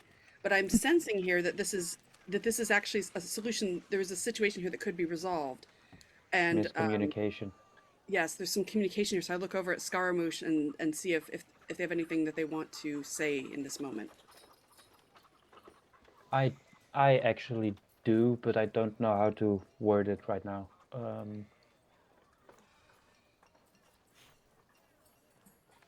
Something in the realm of there are ways to discuss things at a distance or without violence, like you are doing with us right now. You could have done that with the people of the village as well. Right now, after gaining this intelligence. And Flame says, the other Flame, the wolf Flame says, "You think they would have waited? They would have attacked us the minute they saw us. They would not have listened to us. If they heard us talking, they would have assumed we were cursed and would have killed us even faster." And growls. And you can see that her eyes are wide and sort of teeth bared. And Bolt is much quieter, but Bolt growls slightly. I just look at Bolt and ignore Flame at the right now, because she is more talking out of emotion, while Bolt is more talking about out of intelligence. So I'm just ignoring Flame right now and just focusing on Bolt. Not well. At least during the conversation, I'm focusing on Bolt. Okay. Yes, Scaramouche. Arvin, clarification, please. The regular-sized wolves, they're not puppies, right? They're not like puppyish No, but large? they look to be adult wolves, but they're not as large as Bolt and Flame. Okay, but Bolt and Flame are more than just, bigger than average-sized wolves. Yes, although they don't look like dire wolves or something like that. But they do look like normal but larger than normal, but not bizarrely out of range wolves, I guess is what I would say. All They right, do have these colored stripes, though. And they do have the colored stripes. That's right. And none of the other wolves have Right. that. The other wolves all just have like armor or clothing of some kind around them. But Bolt and Flame have neither. They just have that streak of red and streak of blue. All right. And one more question about the wording of our oral agreement with the villagers. Did we say just something like we'll solve your wolf problem? We That's didn't exactly say what we you will said. kill all the wolves, right? You didn't say that. That's Then right. negotiation is perfectly within our contract, and if we can make a deal with these wolves, wolves, how you say that the villagers came here, but hasn't this village been here for a long time? So Bolt says, not as long as this pack has been. It was my own father and mother who brought the pack to the forest. Then the village appeared. At first they stayed to themselves, then they began to cut back the woods, wander through the woods, driving their sheep. Meanwhile, we sat, our land removed from us, starving in our cave. They provided nothing to us, and we might well have died out, were it not for the Lightbringer, and the bringing of wisdom and speed to our minds. Once we had those, we knew how best to preserve the pack for the future. Then would you allow us to return to the village and form a solution of where these people in this village might go, of their sheep, of how you might also be fed without any more violence? He says, if we are allowed control of the woods and the uninhabited lands to the west, we will then stay within that space. We will not raid the town or raid for sheep, and we will keep the area free of other creatures. There was an owl bear here. We drove it away once we had been given our speed of mind. That would be good for the village if the villagers can be trusted not to come through the woods or the lands to the west. And Flame says, no! There should be no deal! And Bolt says, silence. You can see Flame looks very upset. I say you silence. I look over at Flame and I say, he does not have to talk to you like that. Look, we have the same name. You're probably more like, do you know it was the #1 name among Dragonborn and Wolves for actually 15 years? I'm from the 70s, but you're probably one of the ones from the 90s when it was more popular. But I have seen you here protecting these pups, protecting the pack. I believe that you have standing here as well to allow us to have this discussion. And if you'd like, I have very strong intimidation skills, and I can talk to Bolt. You let me know. And she growls, sort of like she does not appear. She does not seem convinced by your very clear and convincing attempt. She seems very angry. You don't think, but again, her fury seems located at everything that is not a wolf, apparently. Flame is probably angry because wolves have died, but the wolves should remember that not just sheep, but also people have disappeared, people have been traumatized, the villagers, when I say people. So there's been hurt and harm on both sides, and the best thing, it seems to me that the best solution is along the lines that Bolt is suggesting. We can certainly propose your deal to the villagers, and it sounds like an excellent deal to me because, as you said, not just not attacking anymore, but actually serving as a sort of border guard for the village. I think we should be able to persuade the villagers to take this deal. Work together instead of against each other. Yes. Flame says, humans and two legs cannot be trusted. And Bolt says, we cannot stand against all of civilization, Flame. This preserves the pack and our land. And Flame growls, clearly unhappy. I would like a persuasion check from, I think, Flame versus Flame. I think we No, want I do have intimidation. Does that mean Well, anything? but if you're, I mean, it 'Cause depends on if, she's already thrown out the whole feminism thing, so I'm done. yeah. If you're intimidating, so you're intimidating Flame then. Like Flame would Yeah. be intimidating Flame. Okay. Oh yeah. Sure. What's that sound like? Oh, I gotta do it. Okay. Yeah. Hey, Flame. I tried with you, okay? Do you hear that? That is the roaring in my blood as a dragon. I know you're here protecting your pack, but I'm gonna tell you something. We're on this side, we're gonna get the villages on our side, and we've got Bolt on our side, and I tell you what, the pups are not gonna want to have my cold breath in their face. So it's really just you right now. So I suggest that you sit down on your little hind legs and let the rest of us make a deal. I'm sure you're a good wolf, okay?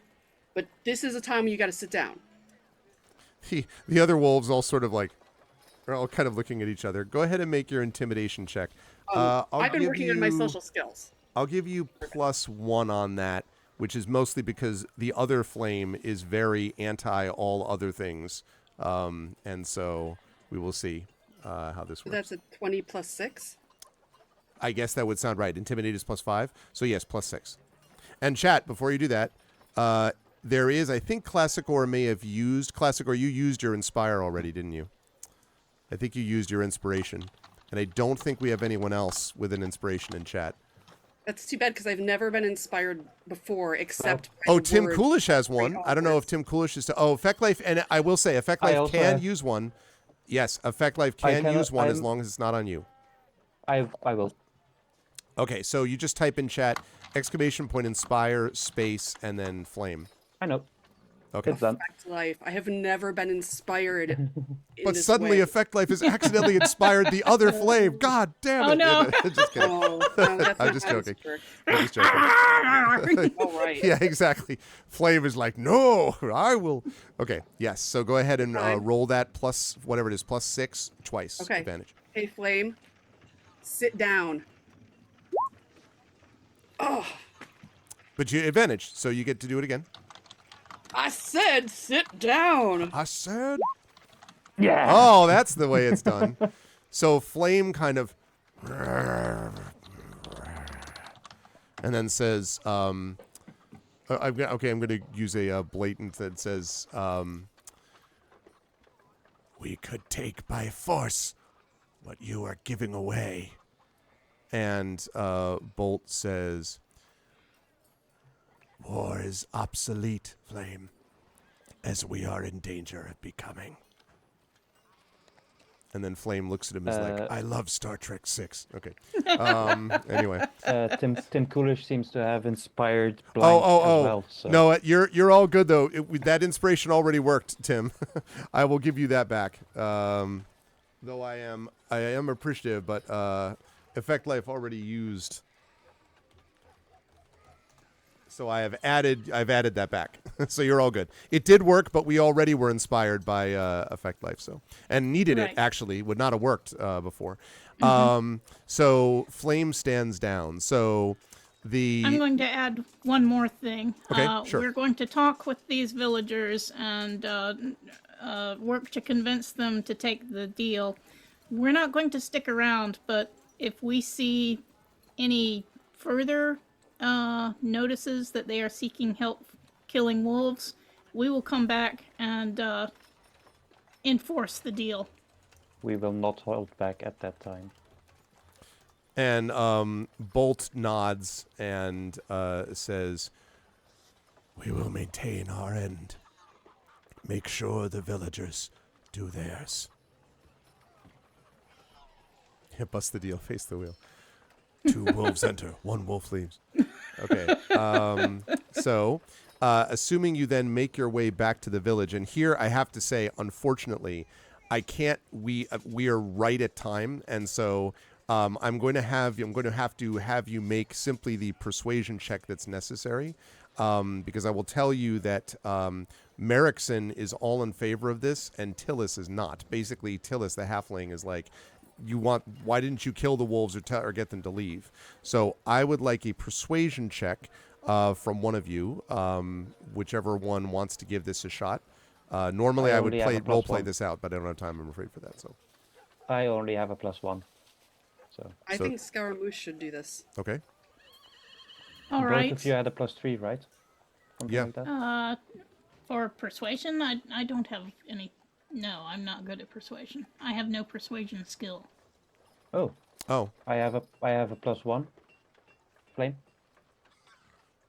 I don't have one that says persuasion, is it?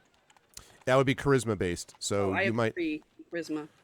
So I mean, technically, if we're I doing was it, just concerned because I don't, I'm still working on this whole interaction thing, but I can try. I can try. Okay. So I make the same case. I don't say it the same way. I try to take the cues from the others, from the elves, of how they Okay. would say things. I'm like, let's do it like an elf. I can do this.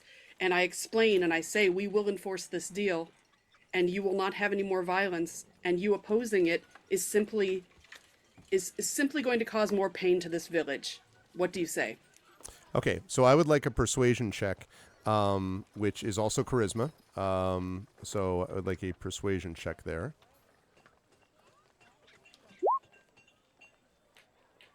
That's a 7. It is a 7. Oh, actually, There's other people here, right? yes, that's true. Because what happens is, so Tillis is completely unconvinced, but Corell, the guy, the Fleecers Guild guy, decides to call a vote regardless. So I will allow you to make a persuasion check for each of the 5 remaining council members, because Corell and Father Merrickson have both voted to negotiate. So you're going to need 3 successes to win an overall majority. So Okay, you have... council member 1 is a 15. Okay, seems potentially convinced. Yes, we'll see what happens in the vote. Council member 2, or am I doing this, or are we rotating? I'm doing it right. I think you're doing it, but I was Yeah. going to 14. say Go ahead, Yeah. Scaramouche. if it seems needed to convince the villagers, since none of us actually got hurt in this battle, and since we didn't actually kill the wolves, we, are negotiating a treaty. I'd be willing to forego the rest of the reward. Okay, are you going to bring that up publicly No, I'm pulling if aside. necessary? Okay. Okay, Yes. let's see. Gotcha. Have I convinced the second Well, person we'll with find the out. 15? We don't know yet. we don't So know. 15 and a 14. Okay, 3 more tries. 15, 15, 21. 21, and 14. Wow. So That's that old flame charm right on there. a vote of 7-1, the one being Tillis, the council votes to agree to the treaty, and Tillis reacts. The best way to describe it is with shock and horror, and after a moment of this is you're all, this village is and he just stumbles out of the room. And I will say that Tillis never returns to Welton. Wow. And I lean over to Scaramouche and go, we're still going to take the rest of the money, right? As long as they offer it. Okay. They do. And taking your 800 gold, thus bankrupting the people. No, I'm just kidding. Welton collapses They as a going offered it. concern, but no. That one guy just counted it right out of his pouch. He's not hurting too bad. Yeah, pretty much. I Exactly. saw that too. That's fact. You are able to solve the problem of the Wolves of Welton. Well done, crew. I'm sorry that I couldn't RP that last bit a little bit longer, but pretty close. And it was interesting. I wasn't sure. One way to handle that is to just kill all the wolves. If that intimidation on the other flame doesn't work, it's quite possible Flame could even have attacked Bolt, because Flame was super angry, as you could tell, based on this. And if you hadn't stood down and were just kind of like, no, screw that, then that fight would have continued. But instead, none of those things happened. And I guess also, if you had tripped and fell over the tripwire, maybe the acid splash wouldn't happen and all that kind of stuff. So success, though, everybody. I'm wondering what would have happened if we just stepped into their vision and didn't do anything. It's a good question. Knowing that they are quote unquote friendly and intelligent. Well, friendly is a bit much. Yeah, I know about friendly, but yeah. Did you guess, by the way, what happened to them? Like, what the person was? Well, the sorcerer. That's it. Yeah. Yeah, the sorcerer got stuck with the wrong people, and next thing you know, intelligence. So, and I imagine a future campaign of this would involve the search for Alexei. Like what happened to Alexei. But Alexi's actually leading a 70s rock band right now with a microphone. With all yeah, those. exactly. And you hear the echoing. And, I want you to. What's he doing? Cheap Trick covers in the back. Good stuff from everybody. I will start with the bottom of the column. Emily, good work today with Flame. When you chose that name, I was like, oh, well, that's interesting that works out that way. Bolt and Flame.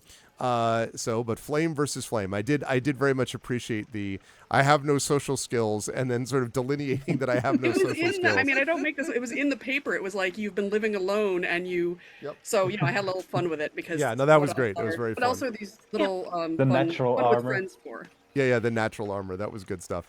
How'd you feel about our little short adventure today, and where would the fine folks find you next? Very fun, and in the interest of time, I'll just say it was fun. Thank you all. It was so great to be here with everybody. And do not miss, because it does not contradict with any streams here, this Thursday, I will be chatting casually, and I'm saying this with a little bit of a brag, though I'll be very cool there, because I grew up, there's a whole long story with Tad Williams writing. I think he's like the coolest.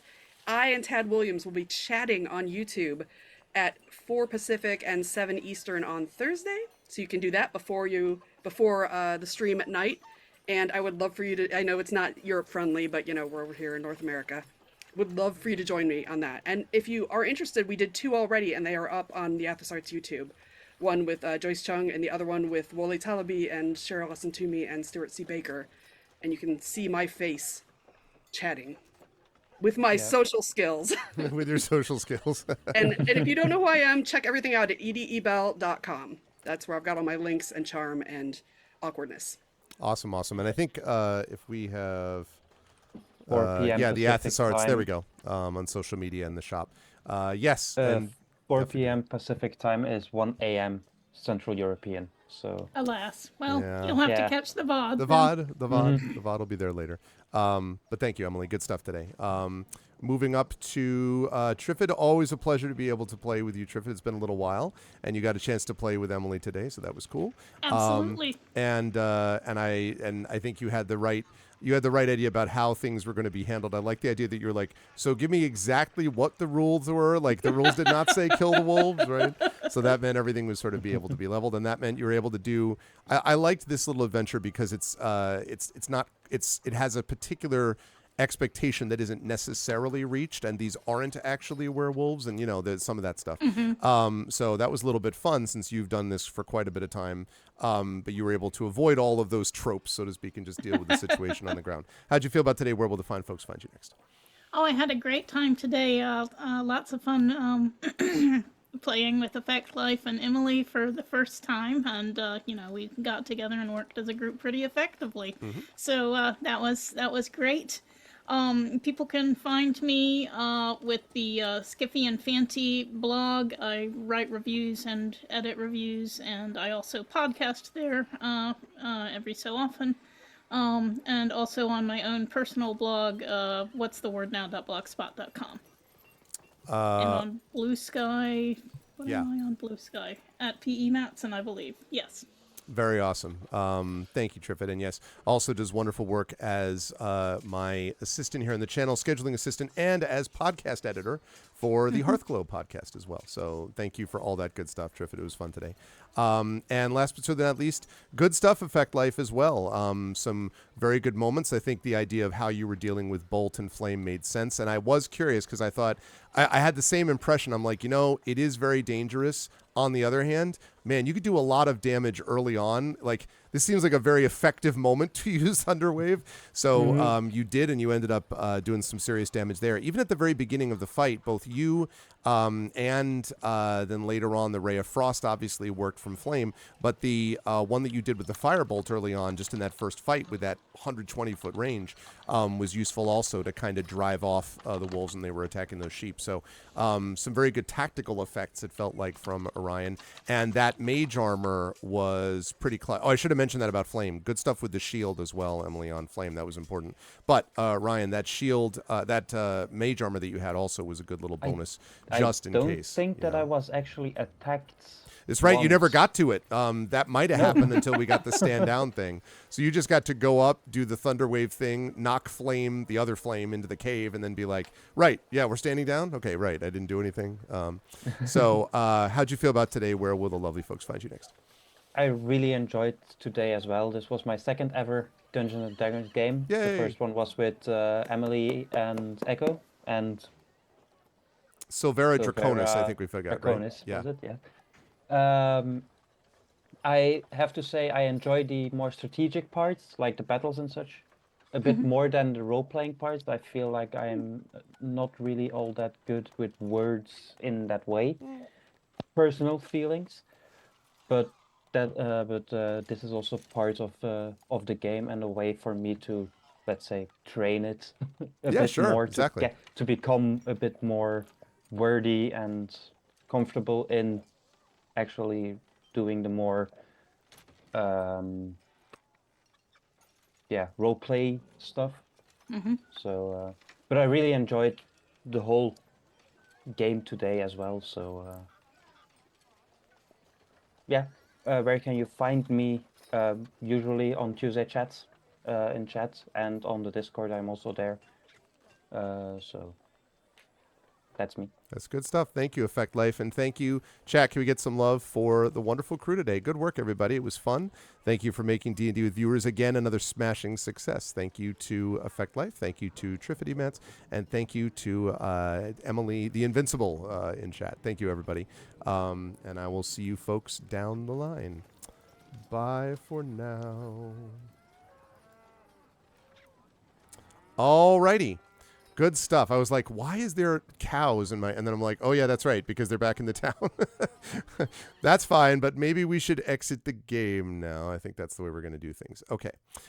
Good stuff today, everybody, but I have got to go get ready right now and get set up for more Dungeons & Dragons, which is happening in about 35 minutes over on GOG.com's Twitch channel for Pen and Pixels as we continue with By the Dice Roll, which is how I met Effect Life and Classic Or and so on in person, and playing some more Ghosts of Saltmarsh. So that's going to be starting in about 35 minutes, but remember, tonight at 9 p.m. Eastern, we will be right back here with our vocalist, my amazing voice team, playing Growing Up, which is a really strange and fun game in its own way, and it's really good for the vocalists with both voiceovers and everyone having some comic moments. That'll be good stuff as well. So that's happening tonight at 9 p.m. Eastern. Then tomorrow night we have Community D&D with the Shadow Crew. That's going to be awesome. And then Thursday night I'll be back with more Dark Sun Shattered Lands, and we got into a village, so we got a lot of stuff that we'll be able to do with Dark Sun Shattered Lands. Very excited for that. And Saturday, the premiere of season 5 of Eberron Oracle of War. So that's going to be good times.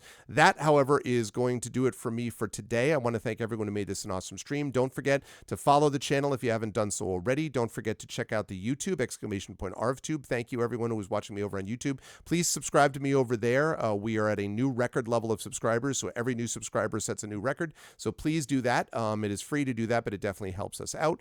Discord is !ArvCord. You can hang out with the Arvanauts in between streams. Thanks for those who joined today. Twitter is !ArvTweets until I leave that hell site. Yes, I won't forget about that. !Blue Sky, that is !ArvSky is my blue sky. That I do want you to follow me on, because that's where I'm going to be spending a lot of my other social media time going forward as well. Yes, as I'm finishing going through this, please do check out that next game vote, because I'm closing that down at the end of today. Thank you for the reminder, Triffin. Right now, Jagged Alliance is leading 5 to 4 to 4. So now's the chance. Get your vote in at that link. We right now have 5 for Jagged Alliance, 4 for Airborne Kingdom, 4 for City Skylines. Please get in your vote, because in the next few minutes, I'm going to close that down. So please do that now. So yes, ! Arv Sky for the blue sky, ! Arv Talk for my TikTok, Twitter, I already mentioned that, and the website arvanelleron.com. Don't forget Hearthglow podcast over there. Don't forget as well the Gen GM's show, which is going to be happening, which is happening right now with my good friend Zach Clay, and you can check that out over there too. On the financial front, ! Arv ARV shop is my merchandise area where you can get swag for the channel and stuff for yourself. ARV Treon, really trying to get that number back into the triple digits and moving up in a positive direction again. You can get cool stuff for yourself, plus cool stuff for the channel, inspirations to help our players, things like that, which obviously was needed today. So please jump on board and support the Patreon if you can. Even just the $5 level will get you access to my monthly video newsletters on Patreon, so definitely worth it for that alone, I would hope and think. So there's that. And obviously subbing to the channel gets you those custom sub badges and emotes to use here, there, and everywhere across Twitch. Publishing-wise, Icarus, my graphic novel from Athos Arts. Library is my Tales and Tomes in the Forbidden Library. That's my 5e adventure and sourcebook from Alligator Alley Entertainment. And Greyshade, that is my Greyshade IP, Greyshade Renegade and Heretic from Athos Arts. You can get those right now, critically acclaimed and very well selling in the case of Greyshade in particular, has done very well. So you can get those right now. You can also get the audiobook of Greyshade from our very own Trent Sparks, and you can pre-order the tabletop role-playing game of Greyshade coming to you from Alligator Alley Entertainment and our good friend Brandon O'Brien early next year. And as always, BLM, Black Lives Matter, important to affirm and assert the significance and importance of Black lives. Help Now, the World Health Organization page on suicide prevention. Important to reach out to others when you need help and reach out to others when they need help as well. And Ukraine, UKRAINE, to help the people of Ukraine as they fight back against an illegal and illegitimate war with bravery and courage, and send the message we will do so for others in the future as well. Thank you to my wonderful mods, Emily the Invincible, Prince Justin, Triffity Mats. Thank you to my wonderful Patreon supporters and subscribers, Emily, Prince Justin, Triffid, Effect Life, Classic Horror, Configuration Queen, Imaginary Exponent, and Tim Coolish. And thank you to my wonderful viewers. Thank you to Anime Wolf, to Baron Valar. Thank you to Darksteel Spork, Epic Realms, Famous Adventurer. Thank you to Gary and Kellis. Thank you to Itzarox. Thank you to Jagtris. Thank you to Kunky Gornario. Thank you to Mr. Jonas, Cubix, Ramier, and Saturnius. And most of all, thank you today to my wonderful D&D with Viewers players. Thank you to Effect Life. Thank you to Triffity Mats. And thank you to Emily the Invincible for joining me for D&D with Viewers. And thank all of you for watching. I will see you folks over in a half hour over on GOG Comms channel for Pen and Pixels and by the Dice Roll playing some D&D with Ghosts of Saltmarsh. And then back here tonight at 9 p.m. Eastern for more of the Our Vocalists with Growing Up. Otherwise, everyone, as I always say, please be good to each other, and I'll see you folks soon. Bye for now.